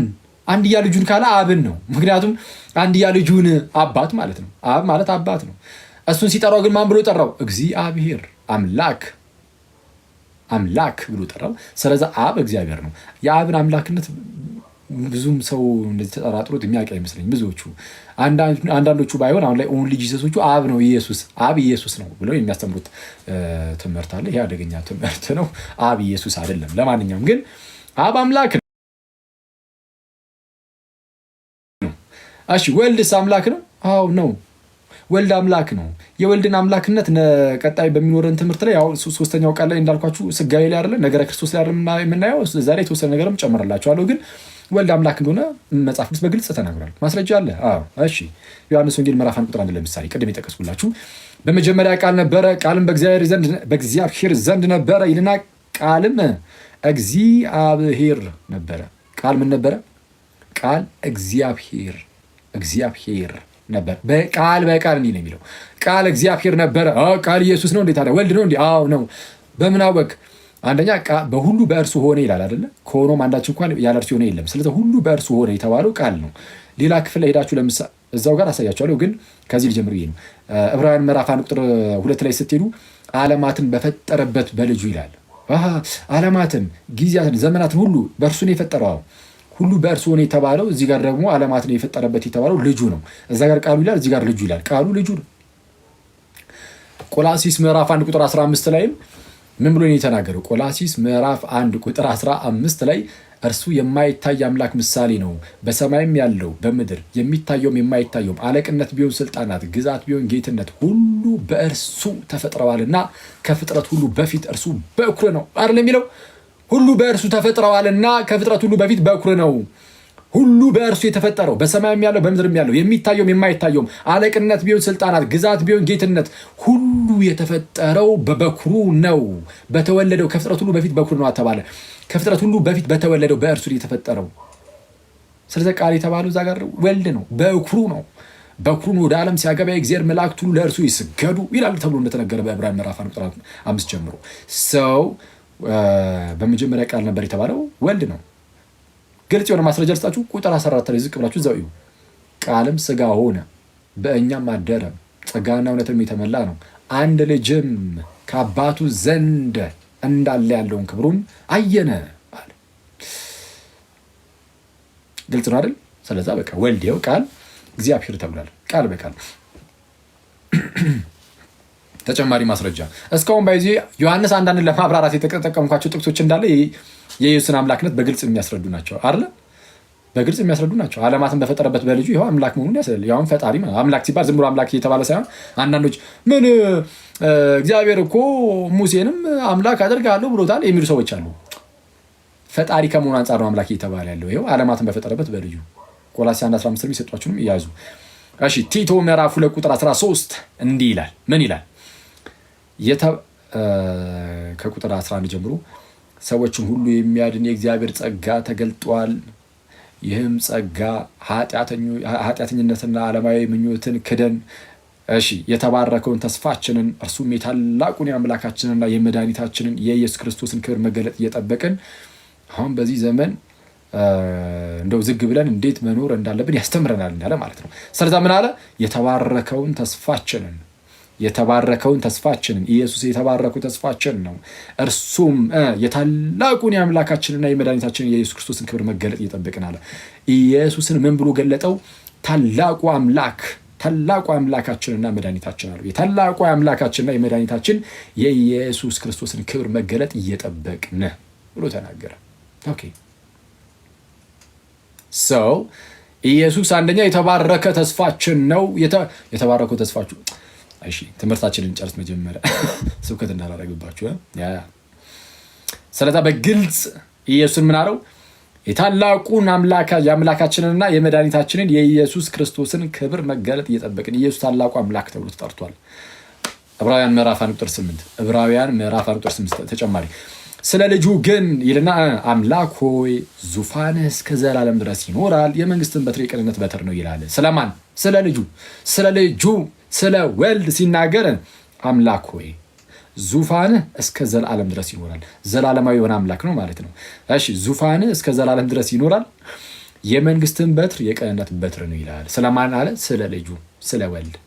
መላእክትን ከወልድ ጋር ሲያነጻጽር ማለት ነው፣ ወይም ልጁን ከመላእክት ጋር ሲያነጻጽር ስለ ልጁ እንዲህ እያለ ነው የሚናገረው፣ አምላክ ሆይ እያለ። ስለዛ ልጁ ወይም ወልድ አምላክ ነው። አንድ የመጨረሻ ጥቅስ ሮሜ 9:5 ምዕራፍ 9 ቁጥር 5 አባቶችም ለእነርሱ ናቸውና ለነማን? ለአይሁዳውያን። አባቶች ለአይሁዳውያን ናቸው አይደለ? አብርሃም፣ ይስሐቅ፣ ያዕቆብ አባቶቻችን ተብሎ የሚጠሩት በአይሁዳውያን ነው። አባቶች ለእነርሱ ናቸው እና አሁን ክርስቶስ ሲመጣ ደግሞ ከእነርሱ አይደል በስጋ አብርሃም ይስሐቅን ወለደ፣ ይስሐቅ ያዕቆብን፣ ያዕቆብ ደግሞ ይሁዳና ወንድሞቹን እያለ እንዲህ ነው የሚመጣው ማለት ነው። አባቶች ለእነርሱ ለአይሁዳውያን ናቸውና አባቶች ለእነርሱ ናቸውና ከእነርሱም ከነዚህ ከአባቶች ከአይሁዳውያን ክርስቶስ በስጋ መጣ። አሁን በስጋ ሲመጣ ከእነርሱ ነው። ክርስቶስ በስጋ መጣ ይልና እርሱም ከሁሉ በላይ ሆኖ ለዘላለም የተባረከ አምላክ ነው፣ አሜን ይላል። እርሱም በስጋ ከአይሁዳውያን ከአባቶች የመጣው እርሱ ክርስቶስ ከሁሉ በላይ ሆኖ ለዘላለም የተባረከ አምላክ ነው፣ አሜን ይላል። ለዘላለም የተባረከ አምላክ ነው ኢየሱስ ክርስቶስ ማለት ነው። ስለዛ ወልድ አምላክ ነው፣ አብ አምላክ ነው አለ መጽሐፍ ቅዱስ በግልጽ አብ፣ ወልድ፣ መንፈስ ቅዱስ የተለያዩ አካላት እንደሆነ ነግሮናል። በግልጽ አሁን ከነዚህ ከተለያዩ አካላት ውስጥ አብ አምላክ እንደሆነ ነግሮናል፣ ወልድም አምላክ እንደሆነ ነግሮናል። መንፈስ ቅዱስ ጋር ደግሞ እንሄዳለን። እሺ መንፈስ ቅዱስ ላይ ደግሞ ጌታችንና አምላካችን መንፈስ ቅዱስ አምላክ እንደሆነ መጽሐፍ ቅዱስ እንደዚሁ የሚያስረዳበትን የተወሰኑ ክፍሎች ልስጣችሁ። ሐዋርያት ሥራ ለምሳሌ ምዕራፍ 5 ቁጥር 3 የሐናንያና የሰጲራ ታሪክ አይደል? ማለትም በሐዋርያት ዘመን ነው አሉ ትላለህ። በሐዋርያት ዘመን እንዳለ ክርስቲያኖች እየተሰባሰቡ ያላቸውን ሀብት ሁሉ እየሰበሰቡ እያመጡ ሁሉም አንዱ ያንዱን ማለት አንድ ላይ አድርጎ ማለት ነው በጋራ ነበር የሚኖሩት እየበሉ እየጠጡ ምናምን። አሁን ልክ እንደዚህ አይነት ኑሮ ባይዚ እንደዚህ የሚመስል አይነት ኑሮ የሚኖሩ ሰዎች አሉ አሁን ላይ በምድራችን ላይ አሉ። በነገራችን ላይ ልክ እንደዚህ ማለት ነው ሁሉም በቃ ሁሉም የራሱን ይዞ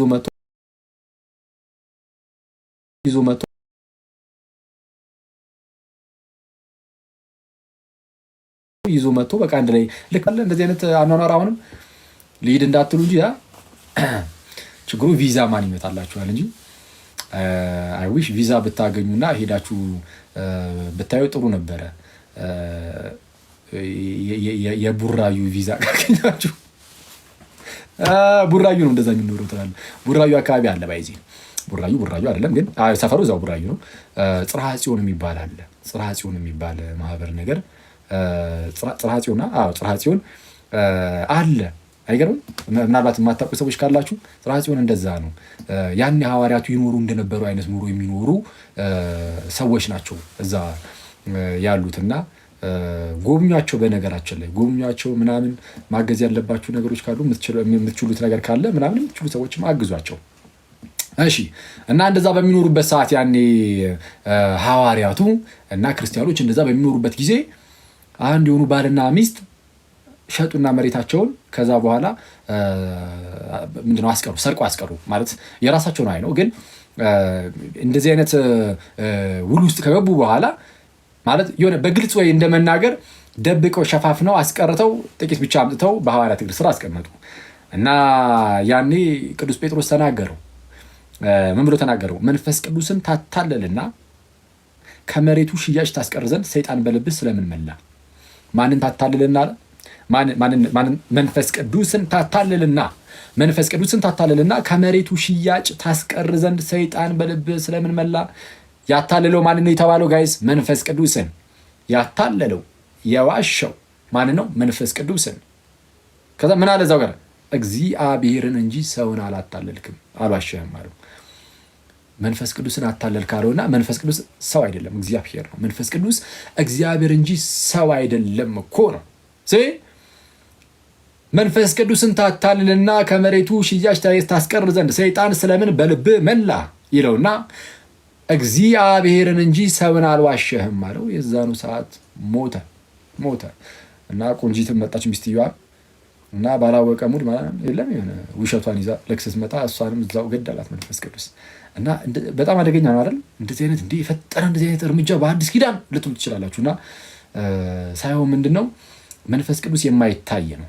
እና ሰዎች ገና ለገና መንፈስ ቅዱስ አይታየም ተባለና ማለት ወይ ልክ እንደ ጌታችን በስጋ ተገልጦ እንደዛ አልተባለም ምናምን የሚለው ታይቶ ብቻ ወይም ደግሞ ልክ እንደ አብ በስፋት አልተነገረም ተብሎ ቀለል አድርገው እንዳያዩት ቀጥታ መንፈስ ቅዱስ ምስክርነቱን ሲሰጥም ጭምር ነው በአደገኛ ቅጣት። ልክ ቅዱስ ቁርባን ላይ እንዳደረገው ቅዱስ ቁርባን እውነተኛ እንደሆነ ሲያሳይ የሚያቃልሉትን እንደገደላቸው በጣም ብዙ ህዝቦችን እግዚአብሔር ገደለ። ቅዱስ ቁርባንን ያናናቁትን ሰዎችን ልክ እንደዚህ ሁሉ መንፈስ ቅዱስን ያታለሉትን እግዚአብሔር ገደላቸው። መንፈስ ቅዱስ ገደላቸው። ስለዛ ምን አለ? እግዚአብሔርን እንጂ ሰውን አልዋሸህም። ስለዛ መንፈስ ቅዱስ እግዚአብሔር እንጂ ሰው አይደለም። ያው መንፈስ ቅዱስ እግዚአብሔር ነው፣ አምላክ ነው። አንደኛ ቆሮንቶስ ምዕራፍ 3 ቁጥር 16 ላይ እንዲህ ይላል፣ የእግዚአብሔር ቤተ መቅደስ እንደሆናችሁ ይላል። ልክ የማን ቤተ መቅደስ? ተመልከቱ፣ የእግዚአብሔር ቤተ መቅደስ። የእግዚአብሔር ቤተ መቅደስ ናችሁ። ቤተ መቅደስነታችሁ ለእግዚአብሔር ነው ማለት በእናንተ የሚያድረው እግዚአብሔር ነው ማለት ነው። ሰው አያድርም። ሰው አይደለም፣ በእናንተ እግዚአብሔር ነው የሚያድረው። የእግዚአብሔር ቤተ መቅደስ እንደሆናችሁ ይልና የእግዚአብሔርን መንፈስ እንዲኖርባችሁ አታውቁምን ይላል። የእግዚአብሔር መንፈስ ይኖርባችኋል፣ ምክንያቱም የእግዚአብሔር ቤተ መቅደስ ናችሁ አለ። መንፈስ ቅዱስ ይኖርባችኋል፣ የእግዚአብሔር መንፈስ ይኖርባችኋል። የእግዚአብሔር መንፈስ ይኖርባችኋል። ለምን? የእግዚአብሔር ቤተ መቅደስ ስለሆናችሁ። የእግዚአብሔር ቤተ መቅደስ ስለሆናችሁ የእግዚአብሔር መንፈስ በእናንተ ይኖራል ማለት በእናንተ የሚኖረው እግዚአብሔር ነውና የእግዚአብሔር መንፈስን ከእግዚአብሔር ጋር ምንድነው ኢንተርቼንጀብሊ ሲጠቀመው ማለት ነው። እግዚአብሔር የሚለውን የእግዚአብሔር መንፈስ ከሚለው ጋር እያጣመረ ምንድነው ኢንተርቼንጀብሊ አንዱ በአንዱ እያቀያየረ ሲናገር እናየዋለን። የእግዚአብሔር መንፈስ እግዚአብሔር ስለሆነ ማለት ነው። ለዛ ነው በጣም በግልጽ አንደኛ ቆሮንቶስ እዛው 6 ምዕራፍ ቁጥር 20 ላይ ምን ይላል? ወይስ ስጋችሁ ከእግዚአብሔር የተቀበላችሁት በእናንተ የሚኖረው የመንፈስ ቅዱስ ቤተ መቅደስ እንደሆነ አታውቁም? ምን ይላል? የማን ቤተ መቅደስ? የመንፈስ ቅዱስ ቤተ መቅደስ። ከላይ ግን 3ኛው ምዕራፍ ላይ ምን ነበር ያለው? የእግዚአብሔር ቤተ መቅደስ። አሁን ደግሞ የመንፈስ ቅዱስ ቤተ መቅደስ። የማን ቤተ መቅደስ ነን? የመንፈስ ቅዱስ ነው፣ የእግዚአብሔር ነው የሚል ሰው ካለ መንፈስ ቅዱስ እኮ እግዚአብሔር ነው። የመንፈስ ቅዱስ ቤተ መቅደስ ናችሁ። መንፈስ ቅዱስ እግዚአብሔር ነው። ስለዚህ የእግዚአብሔር ቤተ መቅደስ ቢባል የመንፈስ ቅዱስ ቤተ መቅደስ ቢባል ምንም ለውጥ የለውም። ምክንያቱም መንፈስ ቅዱስ ምን ስለሆነ? እግዚአብሔር ስለሆነ። ስለዛ መጽሐፍ ቅዱሳችን አብ፣ ወልድ፣ መንፈስ ቅዱስ የተለያዩ አካላት እንደሆነ ነገረን። አብ አምላክ ነው አለን፣ ወልድ አምላክ ነው አለን፣ መንፈስ ቅዱስ አምላክ ነው አለን። እሺ 3 አማልክት ማለት ነው? አብ አምላክ ሆነ፣ ወልድ አምላክ ሆነ፣ መንፈስ ቅዱስ አምላክ ሆነ 3 አማልክት ማለት ነው? አይደለም። ልክ ስነሳ እንደነገርኳችሁ አብ ብቸኛው አምላክ ነው። ስለዛ ወልድ ከአብ ስለሆነ የሚገኘው ሌላ አምላክነት የለም። የአብ አምላክነት የወልድም አምላክነት ነው። የአብ መለኮት የወልድ መለኮት ነው። መንፈስ ቅዱስም ከሌላ ቦታ የተገኘ እኮ አይደለም። ከራሱ ከአብ ከዘላለማዊ አብ የተገኘ ዘላለማዊ ነው። መንፈስ ቅዱስም በዘላለም ውስጥ ነው የሚገኙት። የሆነ ሰዓት ላይ ብቅ ያሉ አይደለም። ደግሞ መንፈስ ቅዱስ ከዘላለሙም ደግሞ ከአብ የሚወጣ ነው። ስለዛ የአብ አምላክነት የመንፈስ ቅዱስም አምላክነት ነው። የአብ መለኮት የወልድም የመንፈስ ቅዱስም መለኮት ነው። ስለዛ አንድ መለኮት ነው ያለውና አብ አምላክ ነው፣ ወልድ አምላክ ነው፣ መንፈስ ቅዱስ አምላክ ነው ሲባል እንደ አንድ አምላክነታቸው እንጂ የተለያዩ አማልክት ተብሎ አይደለም። ለዚህ ደግሞ መጽሐፍ ቅዱሳችን በግልጽ ምንም እንኳን አብንም አምላክ ቢል ወልድንም አምላክ ቢል መንፈስ ቅዱስንም አምላክ ቢል 3 የተለያዩ አማልክት የሉምና መጽሐፍ ቅዱሳችን በግልጽ አንድ አምላክ ብቻ እንዳለ ነግሮናል። 3ኛው የምታመጡት ነጥብ ይሄ ነው። ኧረ እንዳልበርባችሁ ጋይስ የምር የሆነ ክንፋ በቀለ ከማስተማሩ የተነሳ ብሎ ሙድ እንዳይያዝብኝ። እሺ ስቀልድ ነው። እሺ ያዙ ማስረጃ። ይሄ 3ኛው ነጥባችን ነው። የመጨረሻው ነጥባችን ጨረስን ማለት ነው። 2 ነጥብ አይተናል። አብ፣ ወልድ፣ መንፈስ ቅዱስ 3ቱ የተለያዩ አካላት እንደሆኑ አየን። የመጀመሪያው ነጥብ። 2ኛው ነጥብስ አብ አምላክ፣ ወልድ አምላክ፣ መንፈስ ቅዱስ አምላክ እንደሆነ ተመለከትን። 2ኛው ነጥብ ማለት ነው። 3ኛው የመጨረሻው ነጥብ ደግሞ አብ፣ ወልድ፣ መንፈስ ቅዱስ 3 አማልክት እንዳሉ ነው። ይልቁንም መጽሐፍ ቅዱሳችን እንደሚነግረን አንድ አምላክ ብቻ እንዳለ ደግሞ እሱን ደግሞ አንድ አምላክ ብቻ ነው ያለን። አንድ አምላክ ብቻ። ማስረጃ የተወሰነ ብቻ ማስረጃ ልስጣችሁ። 1 2 3 4 5 ማስረጃ ማለት ነው። ዘጸአት ምዕራፍ 20 ቁጥር 3 ለምሳሌ ከ10ቱ ትእዛዛት የመጀመሪያው ትእዛዝ ምን ይላል? ከእኔ በቀር ሌሎች አማልክትን አታምልክ። ከእኔ በቀር ሌሎች አማልክትን አታምልክ አለ ማለት ብቸኛው አምላክ እኔ ነኝ ማለት ነው። ስለዛ ሌላ ተብሎ የሚጠራ አምላክ የለም። ተመልከቱ፣ መንፈስ ቅዱስ ሌላ ተብሎ ተጠርቶ ነበረ። ሌላ ተብሎ ሲጠራ፣ ሌላ አጽናኝ ተብሎ ሲጠራ ከአካል አንጻር ሌላ አካል ተብሎ ይጠራል እንጂ መንፈስ ቅዱስ ሌላ አምላክ ግን ተብሎ አይጠራም። ሌላ አምላክ አይደለም። ከአብና ከወልድ ጋር አንድ ጌታ አንድ አምላክ ነው። ስለዛ ከእኔ በቀር ሌሎች አማልክትን አታምልክ ከእኔ በቀር ብሏልና አንድ አምላክ ነው ያለው። ዘዳግም ምዕራፍ 6 ቁጥር 4 በግልጽ እንዲህ ይላል፣ እስራኤል ሆይ ስማ፣ አምላካችን እግዚአብሔር አንድ እግዚአብሔር ነው። በቃ አምላካችን እግዚአብሔር ስንት እግዚአብሔር ነው? ክርስቲያን ወንድመቶቼ አምላካችን እግዚአብሔር ስንት እግዚአብሔር ነው? 3 እግዚአብሔሮች ነው? አይደለም። 3 አማልክት ነው? በፍጹም አንድ እግዚአብሔር ነው። አንድ እግዚአብሔር ተብሎ የተጠሩት ግን 3 አካላት ግን አሉ። አንድ እግዚአብሔር ተብሎ የሚጠሩ አብ፣ ወልድ፣ መንፈስ ቅዱስ ግን አሉ ነው የምንለው እንጂ 3 አማልክት አሉ አንልም። ኢሳይያስ ምዕራፍ 44 ቁጥር 6 ላይ እኔ ፊተኛ ነኝ፣ እኔ መዋለኛ ነኝ፣ ከእኔ በቀር ሌላም አምላክ የለም። ሌላ ተብሎ የሚጠራ አምላክ የለም። በቃ ሌላ ብለህ አምላክ አትልም። ሌላ አምላክ አይባልም። ሌላ የሚባል አምላክ ስለሌለ አንድ አምላክ ነው ያለው ነው። አሁንም እዛው ኢሳይያስ ምዕራፍ 45 ቁጥር 5 ላይ እኔ እግዚአብሔር ነኝ፣ ከእኔም ሌላ አምላክ የለም። አታውቅም፣ በቃ አታውቅም። ከእኔ በቀር ሌላ አምላክ። ወልድ ከአብ ሌላ አምላክ ይባላል አይባልም? ወልድ ከአብ ሌላ አምላክ አይባልም። መንፈስ ቅዱስ ከአብና ከወልድ ሌላ አምላክ ይባላል? በስመ አብ ከኛ ይራቅ አይባልም። ወልድ ከአብ ጋር አንድ አምላክ፣ መንፈስ ቅዱስም ከአብና ከወልድ ጋር አንድ አምላክ። የተለያዩ አካላት እንጂ የተለያዩ አማልክት አይደሉም። ምክንያቱም በአብም በወልድም በመንፈስ ቅዱስም ያለው መለኮት አንድ መለኮት ነው። የአብ መለኮት እንጂ ሌላ ከአብ የተለየ ሌላ መለኮት የለም። ያዕቆብ ምዕራፍ 2 ቁጥር 19 ላይ ምን ይላል? እግዚአብሔር አንድ እንደሆነ አንተ ታምናለህ፣ መልካም ታደርጋለህ። እሺ ሰይጣንም ደግሞ ያምናል ይንቀጠቀጥማል። እግዚአብሔር ስንት እንደሆነ አንድ እንደሆነ አንተ ታምናለህ፣ መልካም ታደርጋለህ። ሰይጣንም ደግሞ ያምናል። ይሄን ሰይጣን ሳይቀር ማለት ነው። ይንቀጠቀጥማል አለ። ስለዛ አንድ አምላክ ብቻ ነው ያለው። ስለዛ አብ፣ ወልድ፣ መንፈስ ቅዱስ አንድ አምላክ እንጂ 3 አማልክት አይደሉም ማለት ነው። ስለዛ በአጭሩ የሥላሴ ትምህርት ይህንን ይመስላል። አብ፣ ወልድ፣ መንፈስ ቅዱስ ሶስቱ የተለያዩ አካላት ናቸው። እነዚህ ሶስቱ የተለያዩ አካላት እያንዳንዳቸው አብም አምላክ ነው፣ ወልድም አምላክ ነው፣ መንፈስ ቅዱስም አምላክ ነው። ግን ሶስት የተለያዩ አማልክት ሳይሆኑ ሶስት አንድ አምላክ ናቸው ማለት ሶስት አካላት አንድ አምላክ ናቸው። ሶሪ እንደዛ ይበቃናል። ያው ባበላሽዎት ደግሞ እግዚአብሔር አምላክ በልባችሁ ላይ አስተካክሎ ይቅረጽላችሁ።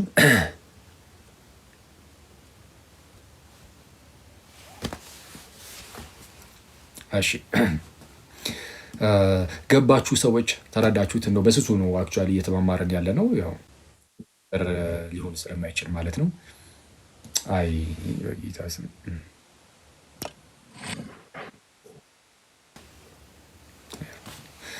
እሺ ተረዳችሁት ጋይስ? ሩሃማ ባይዜ አሁን እያየሁ ነበረ። ከኛም አልፎ ቆንጂት ማለት ነው ሩሃማ የምትባለዋ ሴትዮ እንዴ የሆነ ሰዓት ላይ የኔን ትምህርት ተወት ሩሃማ ትችላለች ማለት አልተጀመረም። ኧረ ጸብ አልኩኝ እኔ። አሁን ጸብ ውስጥ ልንገባ ትምህርቱን እያስቀረሽብን ነው ጥብስ። አይ ግን ቴንኪው ጌታ ያክብርልን ምናምን አይዊሽ እንደዚህ ባትቸገሪ ምናምን ከልቤ ነው ክርስቶስ በሚያውቀው ማለት ነው። እንደዚህ ብዙ ሰጡ ምናምን ያው የሚያሳዝን ነገር አለው። እሺ እና አሚን አሚን አሚን ሁላችሁም ምናምን ነገር የዚህን ያህል ከተማማርን ይብቃን እና አይ ቲንክ እንሰነባበት መሰለኝ። በጊዜ እንለያይ፣ በጊዜ እንተኛ፣ ጥሩ እንቅልፍ እናግኝ። አይመስላችሁም? እኔ ይመስለኛል። ቆይ እስቲ አንዴ ኧረ ተረጋጉ። ጥላችሁት ነበር ሪንግ ላይቱን። እሺ አንድ መዝሙር ትሰማላችሁ? እሺ ልክፈትላችሁ አንድ መዝሙርና እየሰማን ተኙ። በቃ እየሰማን እሺ። ምን የሚል መዝሙር ልክፈትላችሁ? አይ በቃ ይብቃን። እሺ እንስማ። አጠር ያለ መዝሙር እሺ ምረጡ። ሀኖስ አለ እንዴ? ካለ እሺ ይቻላል። ሀኖስ ካለ አንድ ጻፍልኝ፣ ከሌለ ደግሞ አንድ መዝሙር ምረጡ።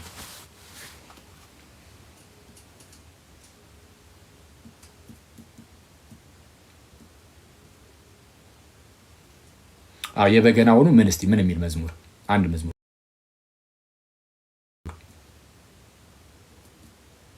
ለምን? እሺ ሀኖስ የለም መሰለኝ። አንድ ቁጥር እየጻፋለን ኮምፒውተር ልክፈትላችሁ። የአቤልን ስላሴ አምላኬ እንዴ ደግሞ ሚስጥረ ስላሴ ነበር የተማማርነው ዛሬ። እስቲ ኦኬ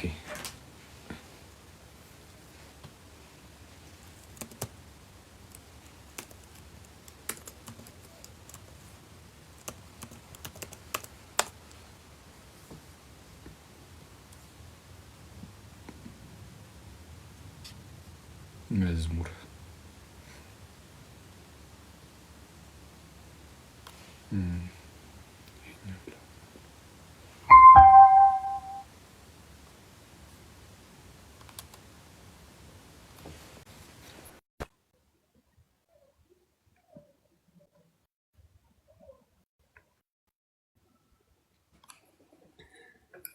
ሀኖስ መጣ። በቃ ሀኖስ ካለማ ራሱ ሀኖስ ይዘምርልን። ሀኖስ ሰላም፣ እንዴት አመሻችሁ? ሰላም አመሻችሁ። አምላክ እንዴት አለ? አለን። ሰላም አመሻ። እግዚአብሔር ይመስገን አለን። እስቲ እንትን አድርጉት እስቲ እግዚአብሔር ያሰማልን። አሚን አሚን። ሀኖስ ወንድሜ እንትን አድርጉት እስቲ ገሱን ሁለት ብቻ ማለት እንደዚህ ትንሽ አታድርጉት። ማን ነው የሚችለው ሞዴሬተር? ሄዲያ እንደዛ አይደለም። ምንም የስራ ልምድ የላትም እዚህ ያለችው ሞዴሬተር መሰለኝ። እሱም ነው እያዩ ያሉት። ሲመጡ የሚገባ ሰው ሲኖር ብቻ እየተጨመረ ይሄዳል። እነዚህን ባዶ ነገሮች አጥፊያቸው።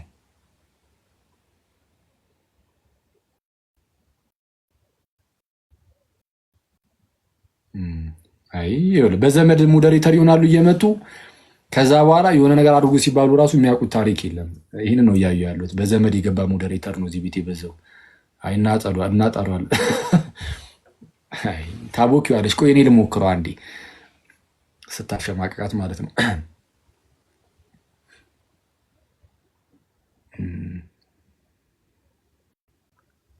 ገስት ከዛ በኋላ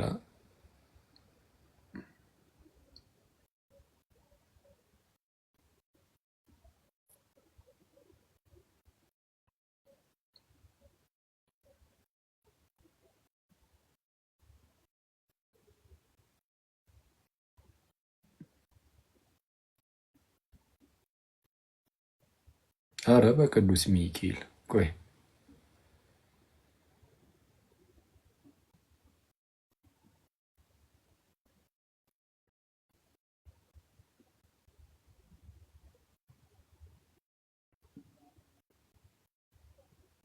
እችላለሁ። በጣም ከባድ ሰው ነኝ እኔ። ኮርስ ያስፈልገዋል መሰለኝ ይሄ ነገር። እንዲህ ሞዴሬተሮችን ሰብሰብ አሰለጥናቸዋለሁ። እኔ እንደዚሁ በቃ ጠባያቸውን አይቼ አስገቧቸው። ሙያ ኬት ይምጣ። እሺ እስቲ ዘምርልን። አንተ ቀሰደቤን ሁሉ የጾሙን ወቅት እኮ በቃ ከበሮ እየከፈትኩባቸው ናላቸውን አዙርኩት። እንዲህ ብለው ነው የሚሰሩ። በገናም ጀምራል ብለዋል። እንግዲህ ያየው ነበረ። በገናውንማ ቆይ ትመጣና ትደረደራለህ። ችግር የለም። እስኪ አሁን አንድ አጠር ያለ ልዘምርላችሁ። እሺ ቆይ አንዴ እንትን ላድርግ። የኔን ይህንን ስልኩን ከጂፓሱ ጋር ላገናኝና ማለት ነው እንትን ላድርገው። እየሰማው አንዴ እራቴን ይዤ ልምጣ ከይቅርታ ጋር ማለት ነው። ግን እየሰማው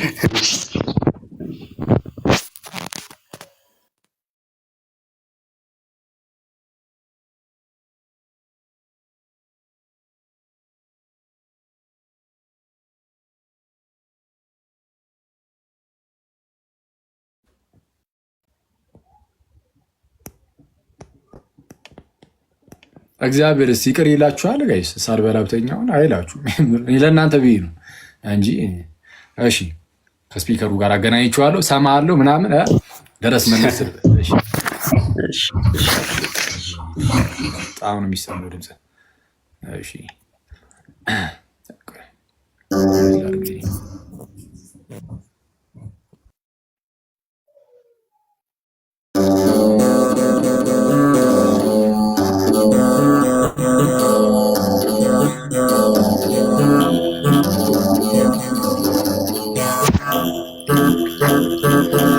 ባህር ብሻገርም መርከብ ተሳፍሬ ጌታዬ አምላኬ መድኃኒቴ ሕይወቴ መነሻም መድረሻም አንተው ነህ አገሬ ጌታዬ አምላኬ መድኃኒቴ ሕይወቴ በባህር ዳርቻ አይለካም ግብር ጌታዬ አምላኬ መድኃኒቴ ሕይወቴ አንተን ያህል ጌታን አምላክ ያለኝ ጌታዬ አምላኬ መድኃኒቴ ሕይወቴ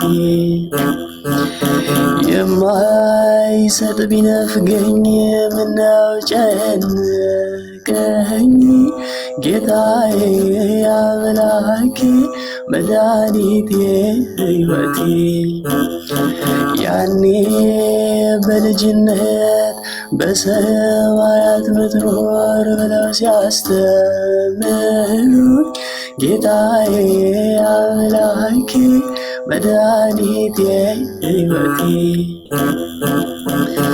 ከኔ በእጅግ ርቀህ ምትኖር ነበር የምትመስለኝ ጌታዬ አምላኬ መድኃኒቴ ሕይወቴ አሁን ልዕልና ነው ሰማይ ነው አገር ጌታዬ አምላኬ መድኃኒቴ ሕይወቴ ምድሩን ግዛት ነው ትጠብቀዋለህ ጌታዬ አምላኬ መድኃኒቴ ሕይወቴ ምስጋና ነው እንጂ ግብርህ አልጨመረ ጌታዬ አምላኬ መድኃኒቴ ሕይወቴ ፀሐይን ለሞቀው ከፍሎ የሚያውቅ የለ ጌታዬ አምላኬ መድኃኒቴ ሕይወቴ ለአየር ለዝናቡ ሰማይን ገብሮ ያውቃል ጌታዬ አምላኬ መድኃኒቴ ሕይወቴ ይህንን ሁሉ ረስቶ ሰው ጎደለኝ ይላል ጌታዬ አምላኬ መድኃኒቴ ሕይወቴ ለጤናው ምስጋናን መክፈል ላቃተው ጌታዬ አምላኬ መድኃኒቴ ጠባቂ እንቅልፍን በነፃ ሌላ ጨመርከው ጌታዬ አምላኬ መድኃኒቴ ሕይወቴ የሰው ልጅ ይቅርና በክብር የፈጠርከው ጌታዬ አምላኬ መድኃኒቴ ጠባቂ ተርቦ አያውቅም በድንጋይ ስር ያለው ጌታዬ አምላኬ መድኃኒቴ መጋቢ የዱር አውሬስ ግልገል ጠባቂ የሌላት ጌታዬ አምላኬ መድኃኒቴ ሕይወቴ እሷን በእጅ ጠግባን ስትወርቅ አየኋት ጌታዬ አምላኬ መድኃኒቴ ሕይወቴ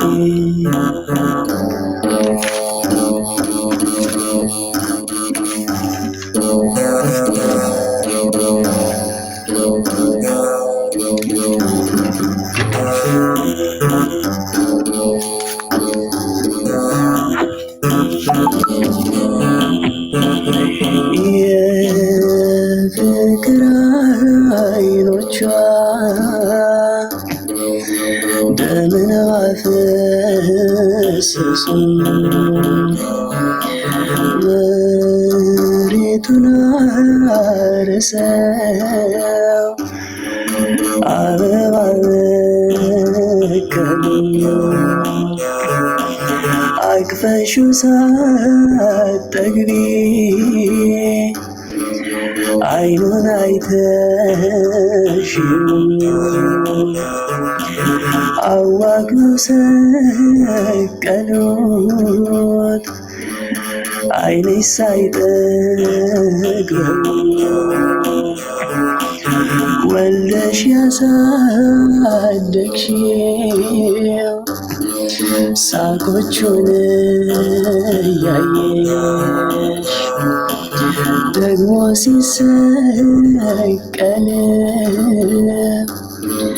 ሲሰቃይ ማየሽ ያለቅሽው ለቅሶ ያ ሁሉ ሕማም እኔ አቅም አነሰኝ እንዴት ልናገር እስኪ ተጠየቀኝ ዮሐንስ በቀኝ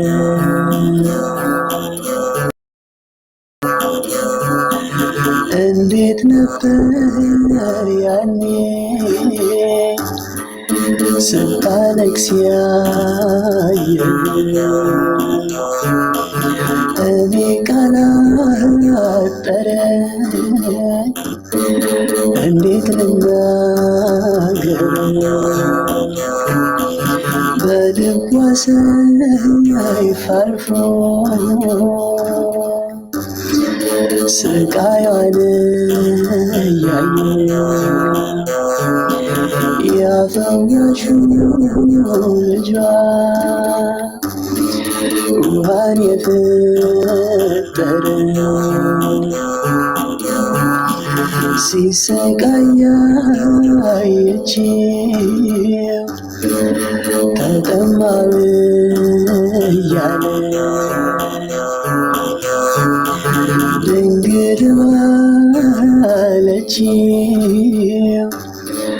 ቆምጣጤን አትስጠን ውሃን ስጠውና አንዴ እንኳን ልቀፈው እያለች ልቧ ናፍቆቱ ጸንቶባት ሳትጠግበው ሳታቅፈው ከእጆቿ ነጠቋት የፍቅር ዓይኖቿ ደም አፈሰሱ መሬቱን አርሰው አበባ በቀሉ ያ የሚያምር ገጿ ከሐረም የሚነጻ በሐዘን ጠቆረ ተሰቅሎባት ልጇ ወደ ዓለም ሲመጣ ሲወለድ ያየው በሐዘን ስቃይ ጠቁሮ ሲመለከት ጌታ ልቡ አዘነ ያህባብሽን አይቶ ከህመሙ በላይ እናቱን አሰቡ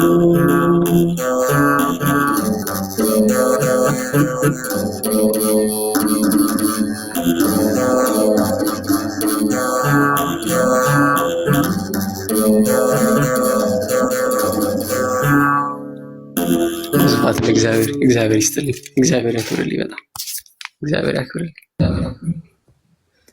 አሜን አሜን። ዝማሬ መላእክትን ያሰማልን። ሀኖሲ በጣም ደስ የሚል ዝማሬ ነበረ። እግዚአብሔር ያክብርልን። በጣም እናመሰግናለን። በስማ በጣም ደስ የሚል ክርስቶስን። አረ እየመጣ አንተ ሰውዬ ቢያንስ ይህንን ጾም እንኳን በከበሮ ናላቸውን አላዙረው። ያው በጾም ሲሆን ነው ናላ የሚያዞረው ከበሮ እና በጣም ደስ ይላል። ክርስቶስን በጣም የሚያረጋጋ በጣም ደስ የሚል ዝማሬ ነውና እና ድምጽ ደግሞ የሆነ የሚያሳዝን ነገር አለው። የሆነ የምትዘምርበት መንገድ ምናምን በጣም በቃ በስማ በጣም ደስ የሚል ግጥሞቹም ደግሞ እኔ አላቅም ማለት ነው የበገና መዝሙርና በጣም በቃ ግጥሞቹም በጣም ደስ የሚሉ አሁን መጨረሻ ላይ ያልከው የዘመርከው ራሱ የመይታችን ምናምን እሱ ራሱ በጣም ደስ የሚልና ደስ ይላል። እግዚአብሔር ያክብርልን። ዝማሬ መላእክትን ያሰማልን። ጌታ ያስፈጽም፣ መጨረሻን ያሳምረው። ጋይስ ሁላችሁም ሰላም እደሩልን። አሜን አሜን። አኪ እግዚአብሔር ያክብርልኝ።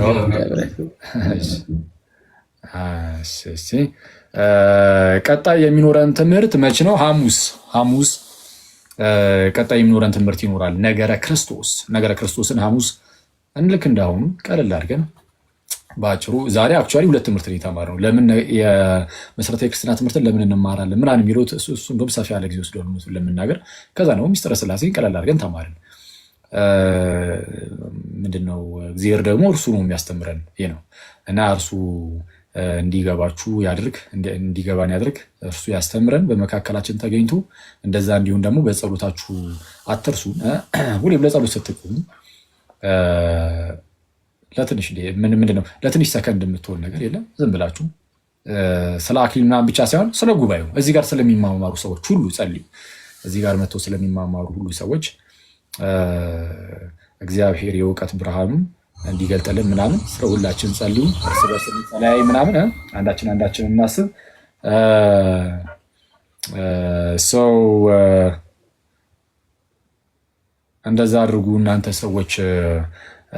በቃ ኔክስት ነገረ ክርስቶስን እንማራለን ሐሙስ። እሁድ ደግሞ ይቅርታ ቅዳሜ፣ ሐሙስ ነገረ ክርስቶስ፣ ቅዳሜ ነገረ ድህነት ተማምረን መሰረተ ክርስትናችንን ትምህርትን ጨርስና ወዴት ነው የምናልፈው? ባይብል ስተዲ፣ የመጽሐፍ ቅዱስ ጥናት። የመጽሐፍ ቅዱስ ጥናት ክርስቲያኖችም ኦርቶዶክሶችም ማለት ነው ሌሎችም ፕሮቴስታንት ወንድመቶቼ ምናምንም የባይብል ስተዲ የምትፈልጉ ከሆነ መጽሐፍ ቅዱስ ጥናት ምናምን ሰብሰብ ብለን በዮሐንስ ወንጌል እንደምንጀምር ነው እያሰብኩ ያሉት። በዮሐንስ ወንጌል እንጀምራለን፣ ሮሜ እና ገላትያን እናጠናለን፣ ከዛ ዕብራውያን እያለን እንሄዳለን። በማን እንደምጀምር አሁን ላይ የማስበው ዮሐንስ ወንጌልን ነው። አንዳንድ ሰዎች በሮሜ ጀምር የሚሉ አሉ፣ ግን እስቲ እናያለን። እኔ በዮሐንስ ወንጌል መጀመሩ ነው ጥሩ ብዬ የማስበው። ስለዛ እንደዛ እናደርግ ይሆናል። ጌታ ይፍቀድ።